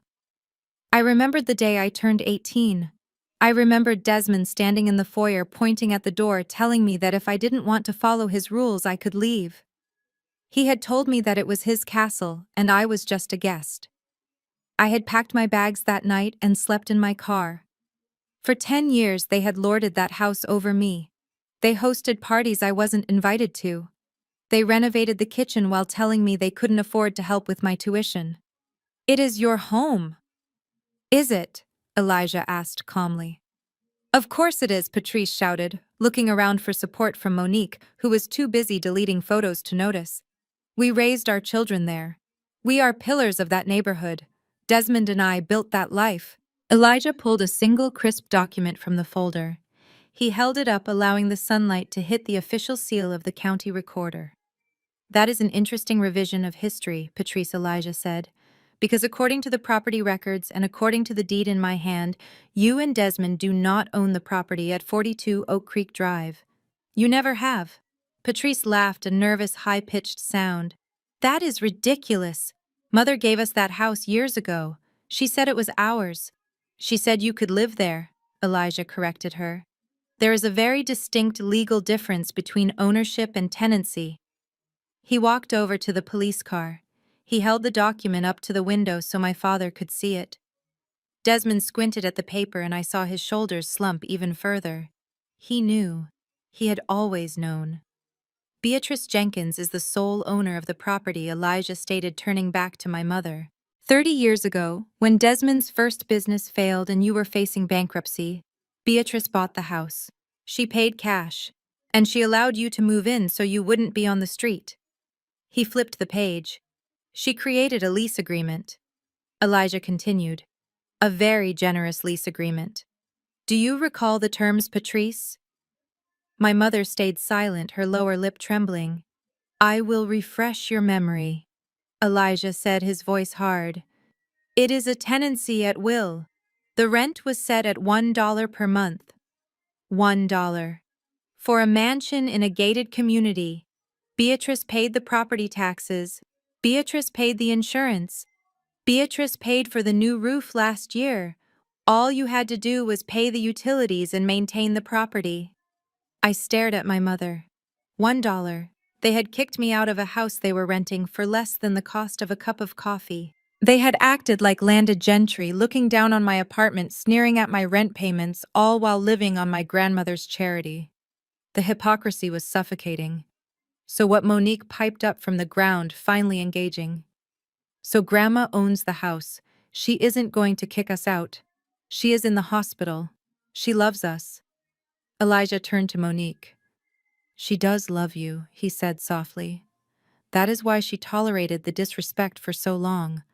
That is why she let you live there rent-free while you spent your money on designer clothes and luxury vacations instead of saving for your own future. She hoped you would use the opportunity to build stability. Instead, you used it to build an illusion." He looked back at the police car. "But there is a clause in the lease agreement," Elijah said, his voice becoming sharp and professional. "Clause 14B. It is a standard clause in most rental contracts, but in this specific document, Beatrice insisted on it."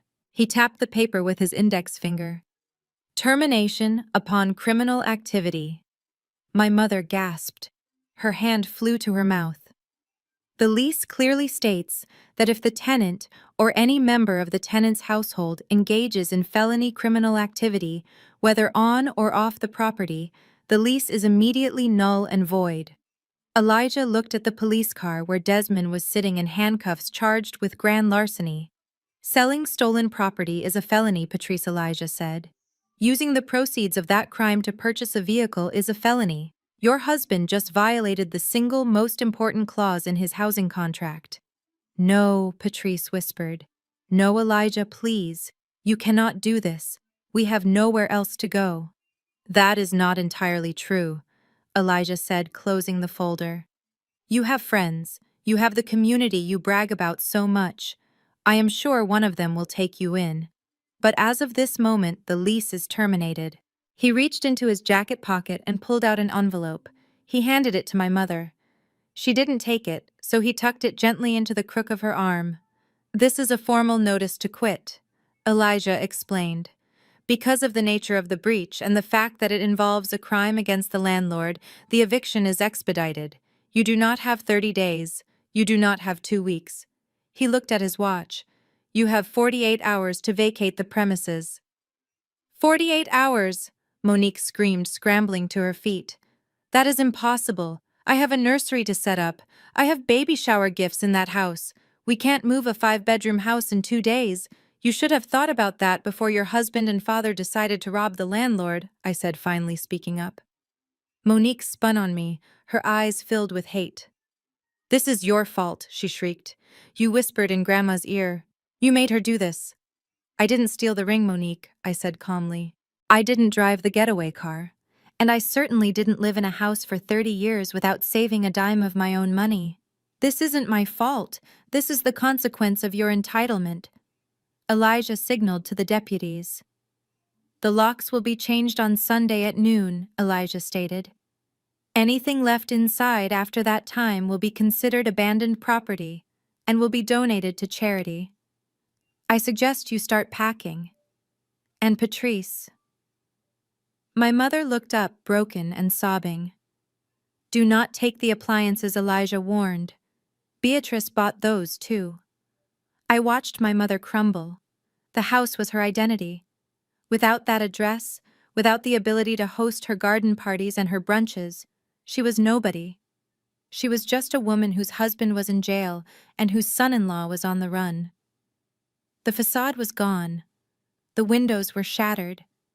And the cold wind of reality was finally blowing through the halls of the Jenkins family. I turned to Elijah. Do you need me for anything else? I asked. Elijah shook his head. Go home, Jordan. Go get some rest. We will handle the cleanup. I walked toward my car, my beat-up Honda Civic that I paid for with my own money. I unlocked the door and sat in the driver's seat. I looked through the windshield at my mother and sister, who were now holding each other weeping in the parking lot of a hospice center.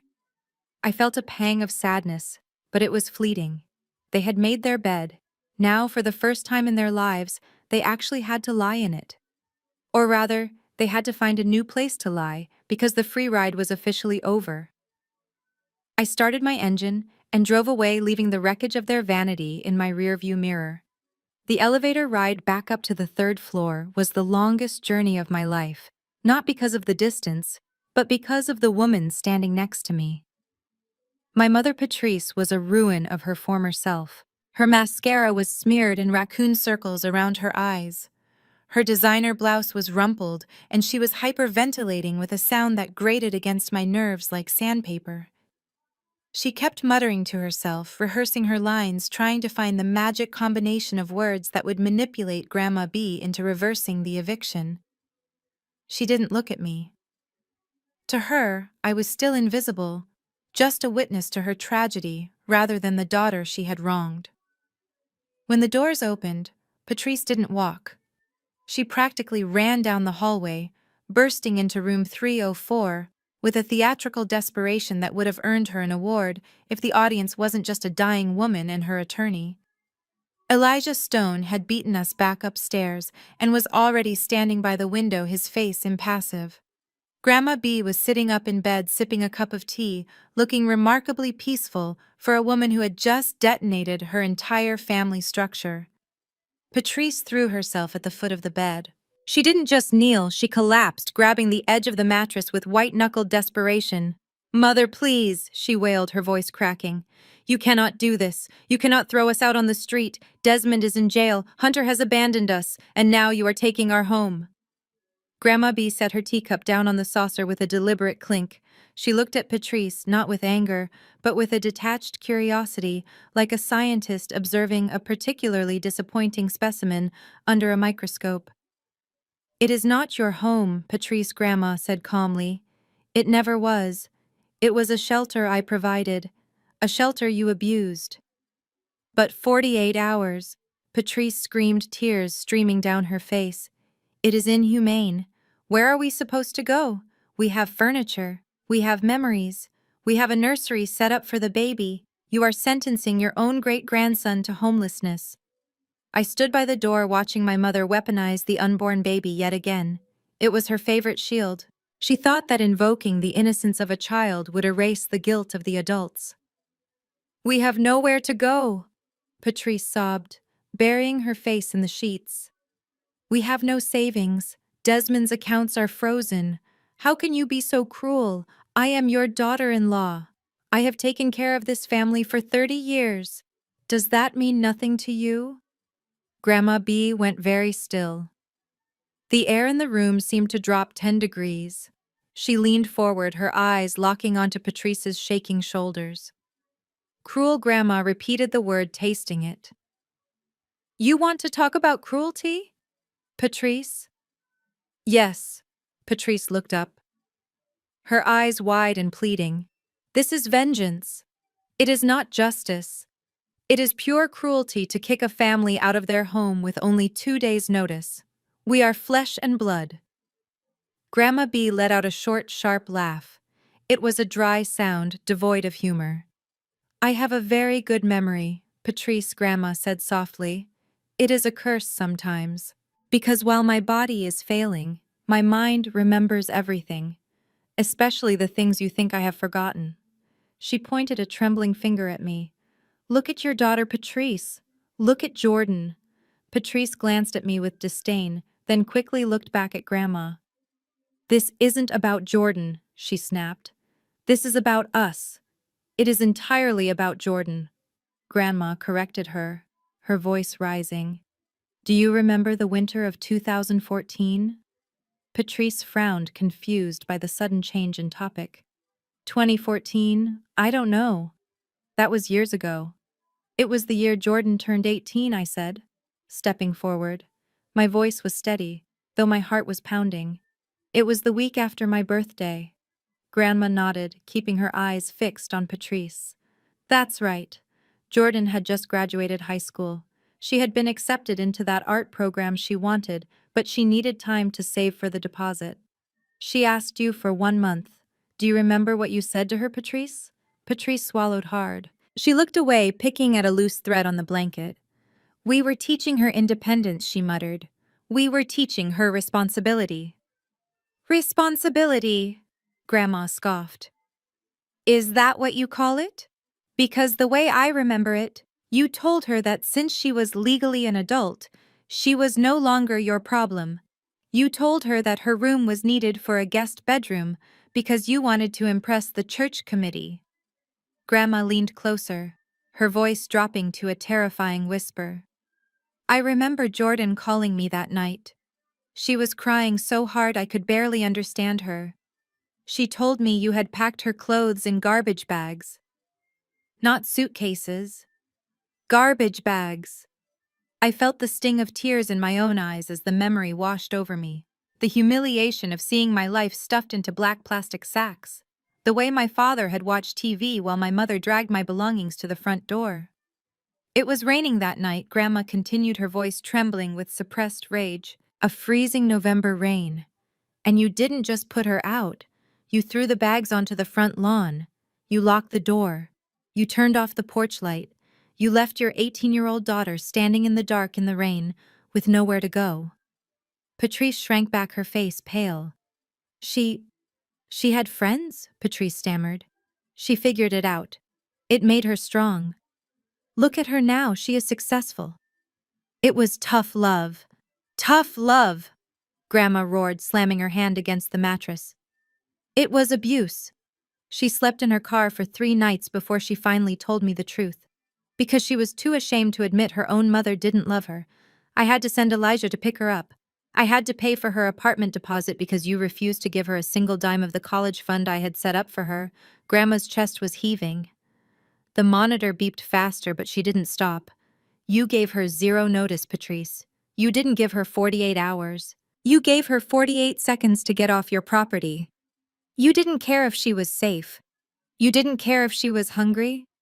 You threw her away like trash because she didn't fit the image you wanted to project to your rich friends. Patrice was shaking her head, tears flying. That was different. She was young. She was resilient. We are old, Mother. We cannot start over. Karma does not care about your age, Grandma said, her voice turning cold as ice. It only cares about balancing the scales. You planted seeds of cruelty 10 years ago, Patrice, and now you are finally harvesting the crop. Grandma leaned back against the pillows, looking exhausted but satisfied. I am giving you 48 hours because I am a better Christian than you are, she said softly. If it were up to my heart, I would have the sheriff throw your bags on the lawn tonight. I would turn off the lights and let you feel exactly what Jordan felt. But I will give you 2 days. She turned to Elijah. Make sure the locks are changed at exactly noon on Sunday. If there is a single spoon left in that kitchen, donate it. If there is a single picture frame left on the wall, burn it. I want every trace of their greed scrubbed from that house.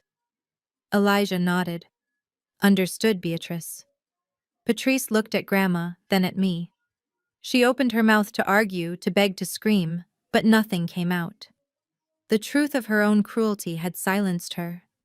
She realized, perhaps for the first time, that the narrative she had spun for years, that she was the victim, the martyr, the perfect mother, had been dismantled. She stood up slowly. Her legs were shaking. She looked at the luxury watch on her wrist, a watch she had probably bought with money she borrowed from the trust.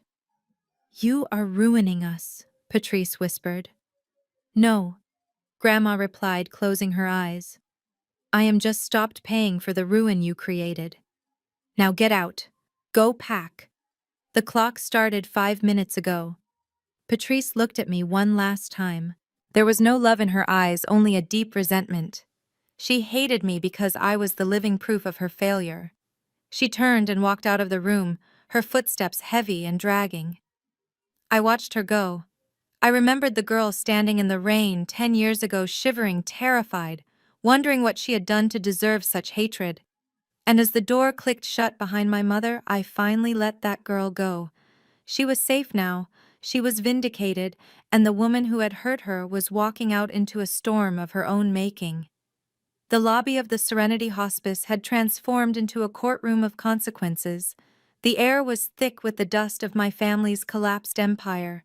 My mother had retreated to a corner to weep over her lost social status, and my father was already being processed at the station. That left Hunter and Monique. I watched my brother-in-law as the reality of Elijah Stone's eviction notice finally penetrated his thick skull. He was doing the math, and for the first time the numbers were terrifying him. He had married my sister for the package deal. He wanted the access to my father's connections, the prestige of the Oak Creek address, and the financial safety net of Grandma B's money. In the span of an hour, all of that had evaporated. The car was impounded. The house was being seized. The bank accounts were frozen. The Jenkins family was no longer a golden ticket. We were a liability. Hunter looked at Monique. She was sitting on the lobby bench, looking small and broken, clutching her stomach. She looked up at him with desperate, swollen eyes, waiting for him to tell her it would be okay. She was waiting for the knight in shining armor she thought she had married. Hunter adjusted his cuffs. He didn't look at her with love. He looked at her with the same disdain one might look at a piece of luggage that had become too heavy to carry. I think I am going to head out, Hunter said, his voice devoid of any warmth. Monique blinked confusion clouding her tear-streaked face. Head out. What do you mean? We have to go pack. We have to figure out where we are going to sleep tonight. Mom is a mess, Hunter. I need you to drive us. Hunter let out a short, sharp sigh of annoyance. He pulled his car keys from his pocket. Not the keys to the Range Rover, which was gone, but the keys to his own sports car that he had carefully kept out of the seizure. I don't think that is a good idea, Monique, he said, taking a step back. This is a lot of drama. I don't do drama. I have a reputation to maintain, and quite frankly, your family is becoming a public embarrassment. Monique stood up, her movement slow and heavy. Hunter. We are married. We are having a baby. You cannot just leave because things are hard. Hunter laughed. It was a cruel, ugly sound that echoed off the sterile walls. Things aren't hard, Monique. Things are over. Your dad is a felon. Your mom is homeless. And you are broke. He turned to walk away, his shoes clicking sharply on the tile. Monique lunged forward, grabbing his arm with both hands. No. You promised. You said for better or worse. You cannot leave me here. Hunter stopped. He looked down at her hands on his expensive suit jacket as if they were covered in filth. He peeled her fingers off one by one. I think we need some time apart, he said coldly. I think we need to reevaluate things. You should go stay with your parents for a while. He paused, a smirk curling the corner of his lip. Oh, wait. I forgot. Your parents don't have a house anymore. The cruelty of the statement was so sharp it made me gasp. Monique looked as if he had slapped her. She stood there, her mouth open, unable to process the sheer malice of the man she loved. Hunter turned his back on her again. Monique, blinded by panic and hormones, grabbed his shoulder, trying to spin him around. Hunter, please. The baby. Get off me, Hunter roared. He didn't just pull away, he shoved her. It was a violent, dismissive push aimed squarely at her chest. Monique, off balance and heavy with pregnancy, stumbled backward. Her heels slipped on the polished floor. She let out a cry of terror as she fell hard onto the waiting room bench. She landed awkwardly, her hip hitting the wooden armrest with a sickening thud. She curled in on herself immediately, wrapping her arms around her belly, sobbing in pain and shock. That was the line. I hated my sister. I hated her selfishness, her greed, and the way she had tormented me for years. But I was not them. I was not a monster. I moved before I even registered the decision. I crossed the lobby in 3 strides and stepped between Hunter and my sister. My hands were balled into fists, my heart pounding with a protective rage I didn't know I possessed. Don't you dare, I hissed, staring up at him. Don't you dare touch her again. Hunter looked down at me, surprised by my intervention. Then he sneered. Oh, look at this. The spinster to the rescue. What are you going to do, Jordan? Appraise me. You are pathetic. You are defending the girl who has made your life a living hell since she was born. I am not defending her. I said, my voice steady and low. I am defending the child she is carrying, and I am stopping a coward from abusing a pregnant woman. You are done, Hunter. You are walking away, and you are never coming back. Hunter laughed, checking his reflection in the glass door. Gladly. You people are a sinking ship. I am just the smart one getting on the lifeboat. Enjoy poverty, Jordan. It suits you. He turned to the automatic doors, adjusting his collar, ready to walk out into the sunlight and pretend none of this had ever happened. He reached for the handle. Hunter Vanderhoven. The voice boomed across the lobby. It wasn't me. It was Elijah Stone. Hunter froze. He didn't turn around. He just stood there, his hand on the door, his posture rigid. Elijah walked slowly from the elevators, accompanied by the 2 sheriff deputies, who had stayed behind to finalize the paperwork. Elijah held a single slip of yellow paper in his hand. Going somewhere? Elijah asked pleasantly. I am free to go. Hunter spat, not turning around. I haven't been charged with anything. That is technically true. Elijah agreed. You haven't been charged yet. That is because until 5 minutes ago, we were operating under the assumption that Desmond acted alone at the pawn shop. Hunter slowly turned around. His face was pale. He did act alone. Hunter insisted, his voice cracking slightly. I told the police. I waited in the car. Yes, that is the story you told, Elijah said, walking closer. But pawn shops are very particular about paperwork, especially when handing over $95,000 in cash. They require a primary signature from the seller. Elijah held up the yellow slip. But for a transaction of that size, they also require a witness signature, a second party to verify the identity of the seller. Hunter's eyes widened. He stopped breathing. Desmond didn't just sign this receipt. Hunter, Elijah continued, his voice dropping to a hammer blow. You did. Right here on the line marked witness. You went inside. You vouched for the sale. You signed your name next to the stolen merchandise. I watched the blood drain from Hunter's face. He remembered. He had been so arrogant, so sure of his own importance, that he had signed the paper without thinking, just to speed up the process so he could get his hands on the money. That is a mistake, Hunter stammered, backing up against the glass door. No, Elijah said. That is a confession. That signature makes you an accessory to grand larceny. It places you in the room facilitating the crime. Elijah nodded to the deputies. Gentlemen, I believe you have your second suspect. Hunter turned to run. He actually grabbed the door handle, thinking he could sprint to his car. But the deputies were faster. They were on him in a second, spinning him around and slamming him against the glass wall of the lobby. Hunter let out a yelp of pain as his arm was twisted behind his back. You cannot do this, he screamed, his face pressed against the glass. My father is a judge. Your father is going to be very disappointed, the deputy muttered, snapping the handcuffs onto Hunter's wrists. Click, click. The sound was music to my ears. I turned to look at Monique. She was still curled on the bench, but she had stopped crying. She was watching her husband, the man who had just pushed her down, getting arrested. She watched him scream and bargain and beg, revealing himself to be nothing more than a terrified, greedy child. I walked over to her. I didn't hug her. I didn't tell her it would be okay. I just sat down on the bench next to her, keeping a safe distance. He signed the paper, Monique whispered, staring at the floor. He was so stupid. He was greedy, I corrected her. And arrogance makes people sloppy. The deputies hauled Hunter out the door.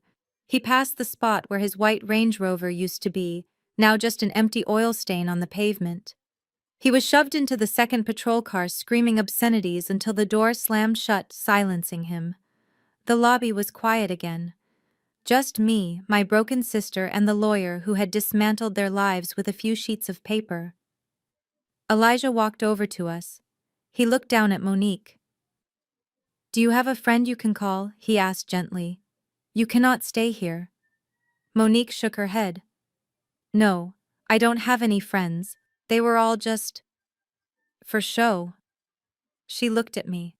Her eyes were fearful, waiting for me to kick her while she was down, waiting for me to tell her she deserved it. I stood up. I reached into my purse and pulled out my car keys, my Honda keys. Come on, I said. Monique blinked. Where I am not taking you home with me, I said firmly. My apartment is my sanctuary. You are not allowed there. But I will drive you to a motel. I will pay for 2 nights. After that, you are on your own. You have 48 hours to figure out who you are without a husband and a trust fund. Monique looked at the keys in my hand. Then she looked at the empty parking lot. She slowly pulled herself up, wincing as she put weight on her hip. She didn't say thank you. She probably couldn't, but she followed me. As we walked out the automatic doors, leaving the ruins of the Jenkins family behind us, I took a deep breath of the fresh air. The storm was over. The trash had been taken out, and for the first time in 30 years, the path ahead was completely clear. The morning after the arrests, the atmosphere in room 304 was no longer one of mourning. It was one of judgment. Grandma B sat upright in her hospital bed, bolstered by pillows, looking less like a patient and more like a queen holding court. My father Desmond had made bail, but he looked like a shadow of the man he was 24 hours ago. He stood near the door, unshaven and trembling, unable to meet his mother's gaze. My mother, Patrice, sat in the corner chair, her eyes red and swollen, twisting a tissue into shreds. Monique was there too, staring blankly at the wall, the reality of her husband's betrayal still settling in like a heavy fog. Elijah Stone stood at the foot of the bed. He didn't need a red folder this time. He held a single crisp document, the last will and testament of Beatrice Jenkins, amended as of this morning. Elijah cleared his throat, demanding attention. Beatrice has instructed me to read the summary of the new asset distribution immediately, Elijah announced. This is to ensure there are no ambiguities regarding the future of this family. He looked at Desmond first. To my son, Desmond, and his wife Patrice. You have spent 30 years waiting for my death, treating it as a financial milestone rather than a personal loss. You stole from the trust to fund a lifestyle you did not earn. Desmond flinched as if struck. However, Elijah continued, his voice devoid of sympathy. Beatrice has decided to offer you a gift. She calls it the gift of mercy. She will not press additional criminal charges for the theft of the ring provided that the sum of $95,000 is returned to the trust within 12 months. My mother looked up, hope flickering in her eyes. Really? She whispered. Oh, thank you, Mother. Thank you. Do not thank me yet. Grandma B cut in, her voice sharp. Keep listening. Elijah turned the page. However, because you have proven yourselves to be poor stewards of wealth and morally bankrupt, you are hereby disinherited. You will receive no property, no stocks, and no cash allowance. The house on Oak Creek Drive is being seized as previously discussed. You are effectively starting over. If you want a lifestyle, I suggest you find employment. The silence that followed was heavy. My parents weren't just losing a house. They were losing the safety net that had caught them every time they fell. They were 55 years old, and for the first time they were completely on their own. Elijah turned to Monique. To my granddaughter Monique. You married a man who viewed you as an accessory. You allowed your vanity to blind you to his character. Monique looked down at her baby bump, tears sliding down her cheeks. I will not leave my great-grandson destitute. Elijah read. A trust fund has been established for the child. It covers education, health care, and basic needs. Monique let out a breath of relief. Thank God. But Elijah added, raising a finger. There is a stipulation. This fund is locked. It cannot be accessed by Monique, nor can it be accessed by Hunter van der Hoven. It is managed solely by an independent trustee until the child turns 18. You will not see a dime of this money, Monique. It is for the boy, not for your manicures or your car payments. You will have to raise him on your own merits. Monique's face crumbled. She had hoped for a payout, a way to maintain her image. Instead, she was being given a safety net that she couldn't touch. And finally, Elijah said, looking at me. To my granddaughter Jordan. I stepped forward. I didn't want anything. I just wanted Grandma to be okay. Jordan is the only member of this family who has never asked me for money. Elijah read. She is the only one who visited me when I was healthy, not just when I was sick. She built her own career. She honored her own debts. Grandma B looked at me, her eyes softening. Therefore, Elijah announced, his voice ringing with finality. I hereby appoint Jordan Jenkins as the sole executrix of my estate and the new CEO of Jenkins Holdings. The real estate portfolio, the investment accounts, and the recovered jewelry are transferred to her name, effective immediately. My father gasped. He looked at me with a mixture of shock and horror. Her, he sputtered. She is an appraiser. She doesn't know how to run a real estate empire. That is my birthright. Your birthright was spent on bad investments and leased cars, Desmond Grandma snapped. Jordan knows the value of things. You only know the price. There is a difference. She pointed a shaking finger at me. She is the boss now, Desmond. If you need a job, I suggest you submit a resume to her HR department. But I warn you, she has high standards. I stood there stunned. I wasn't just inheriting money. I was inheriting the legacy that my grandfather had built, the legacy my parents had tried to destroy. I looked at my family. They weren't looking at me with love. They were looking at me with the realization that the dynamic had shifted permanently. The scapegoat had become the shepherd, and the wolves were suddenly very hungry. Grandma B reached out and took my hand. "It is a heavy burden, baby girl," she whispered. "But you are the only one with shoulders strong enough to carry it. Now take me home. I am sick of this hospital food." 1 month later, the sky over Oak Creek Drive was a brilliant cloudless blue, a stark contrast to the gloomy atmosphere in the driveway of number 42. A beat-up moving truck idled near the garage, its engine coughing smoke. My father Desmond was struggling with a heavy box of books, his back bent, sweat soaking through his shirt. There were no movers to help him. They couldn't afford them. My mother Patrice walked out of the front door carrying a stack of throw pillows. She looked aged.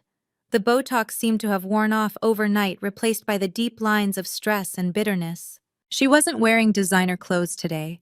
She was wearing sweatpants and a t-shirt that had seen better days. I watched them from the driver's seat of my new car. It wasn't a Range Rover. It was a sleek, black sedan, understated, but powerful, bought with my own money and a small advance from the company dividends. I rolled down the window as my mother approached. She stopped by the car, looking at the leather interior with naked envy. She shifted the pillows in her arms, trying to summon some of her old haughtiness, but it fell flat. "Well," Patrice said, forcing a tight smile, "I hope you are happy, Jordan. We are moving into a 2-bedroom apartment in East District. It has no dishwasher. It is a roof over your head, Mom," I said calmly. "Better than the rain, right?" She flinched at the reference to the night she kicked me out. She looked down at her shoes. "Jordan, listen." She started, her voice dropping to a whisper. "We are really tight this month. The legal fees for your father's defense are piling up. And Monique, she is staying with us. Babies are expensive." I knew where this was going. I waited. "Could you? I mean, since you are the CEO now, could you advance us a small loan? Just 5,000. We would pay you back as soon as Desmond finds work." I looked at her. I saw the woman who had slapped me in the hospice lobby. I saw the woman who had watched me sleep in my car. I felt a twinge of pity, but I crushed it instantly. Pity was what had allowed them to leech off Grandma for 30 years. I took off my sunglasses and looked her in the eye. "I am sorry, Mom," I said, my voice smooth and professional. "I can't do that." "Why not?" she demanded, her desperation bleeding through. "You have millions now, because my money is tied up in the trust." I lied effortlessly. "And as the trustee, I have a fiduciary duty to protect the assets from high-risk borrowers." "High risk," she squawked. "I am your mother, and the rules are the rules," I said, echoing the exact phrase she had used when she denied me college tuition. "I really wish I could help, but my hands are tied. You know how it is." I rolled up the window before she could say another word. I didn't want to hear her begging. I didn't want to hear her excuses. I put the car in drive and pulled away from the curb, leaving them to their boxes and their consequences. As I turned onto the main road, the passenger next to me chuckled. Grandma B adjusted her seatbelt. She looked fantastic. She was wearing a new floral dress and a pair of oversized sunglasses that made her look like a movie star. She wasn't frail anymore. The toxicity of living with my parents had been the thing killing her, and now that she was free, she was blooming. "That was cold, Jordan," she said, grinning. "I taught you well." I smiled, glancing at her. "I learned from the best, Grandma." She reached into her purse and pulled out a small velvet pouch. She tossed it onto the dashboard. "The police returned the ring this morning," she said casually. "Evidence released." I looked at the pouch.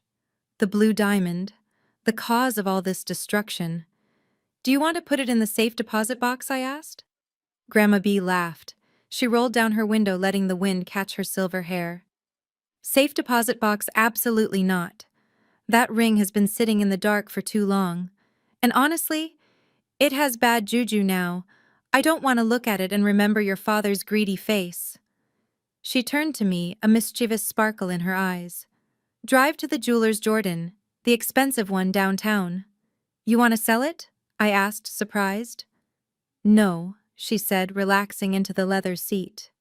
"I want to have the stone reset, something modern, something flashy. And while we are there, I think you need a pair of diamond earrings to match your new job title." She patted my hand. "Let's go spend some of my money, granddaughter. After all, we have a lot of living left to do." I laughed, a sound of pure, unburdened joy. I pressed the accelerator, leaving the past in the rearview mirror, driving forward into a future that finally, truly belonged to us. The most profound lesson I learned is that biology does not guarantee loyalty. For years, I allowed my family's cruelty to dictate my self-worth, believing that if I just gave enough, they would finally value me. Grandma B taught me that true family is defined by respect, not DNA. Walking away from them wasn't an act of cruelty, it was an act of survival. I learned that you cannot save people who are determined to destroy themselves. Sometimes the only way to build the future you deserve is to leave the people who pray for your failure in your rearview mirror. If you have ever had to cut off toxic family members to protect your own peace, hit that like button and subscribe for more stories about justice, resilience, and finding your true worth.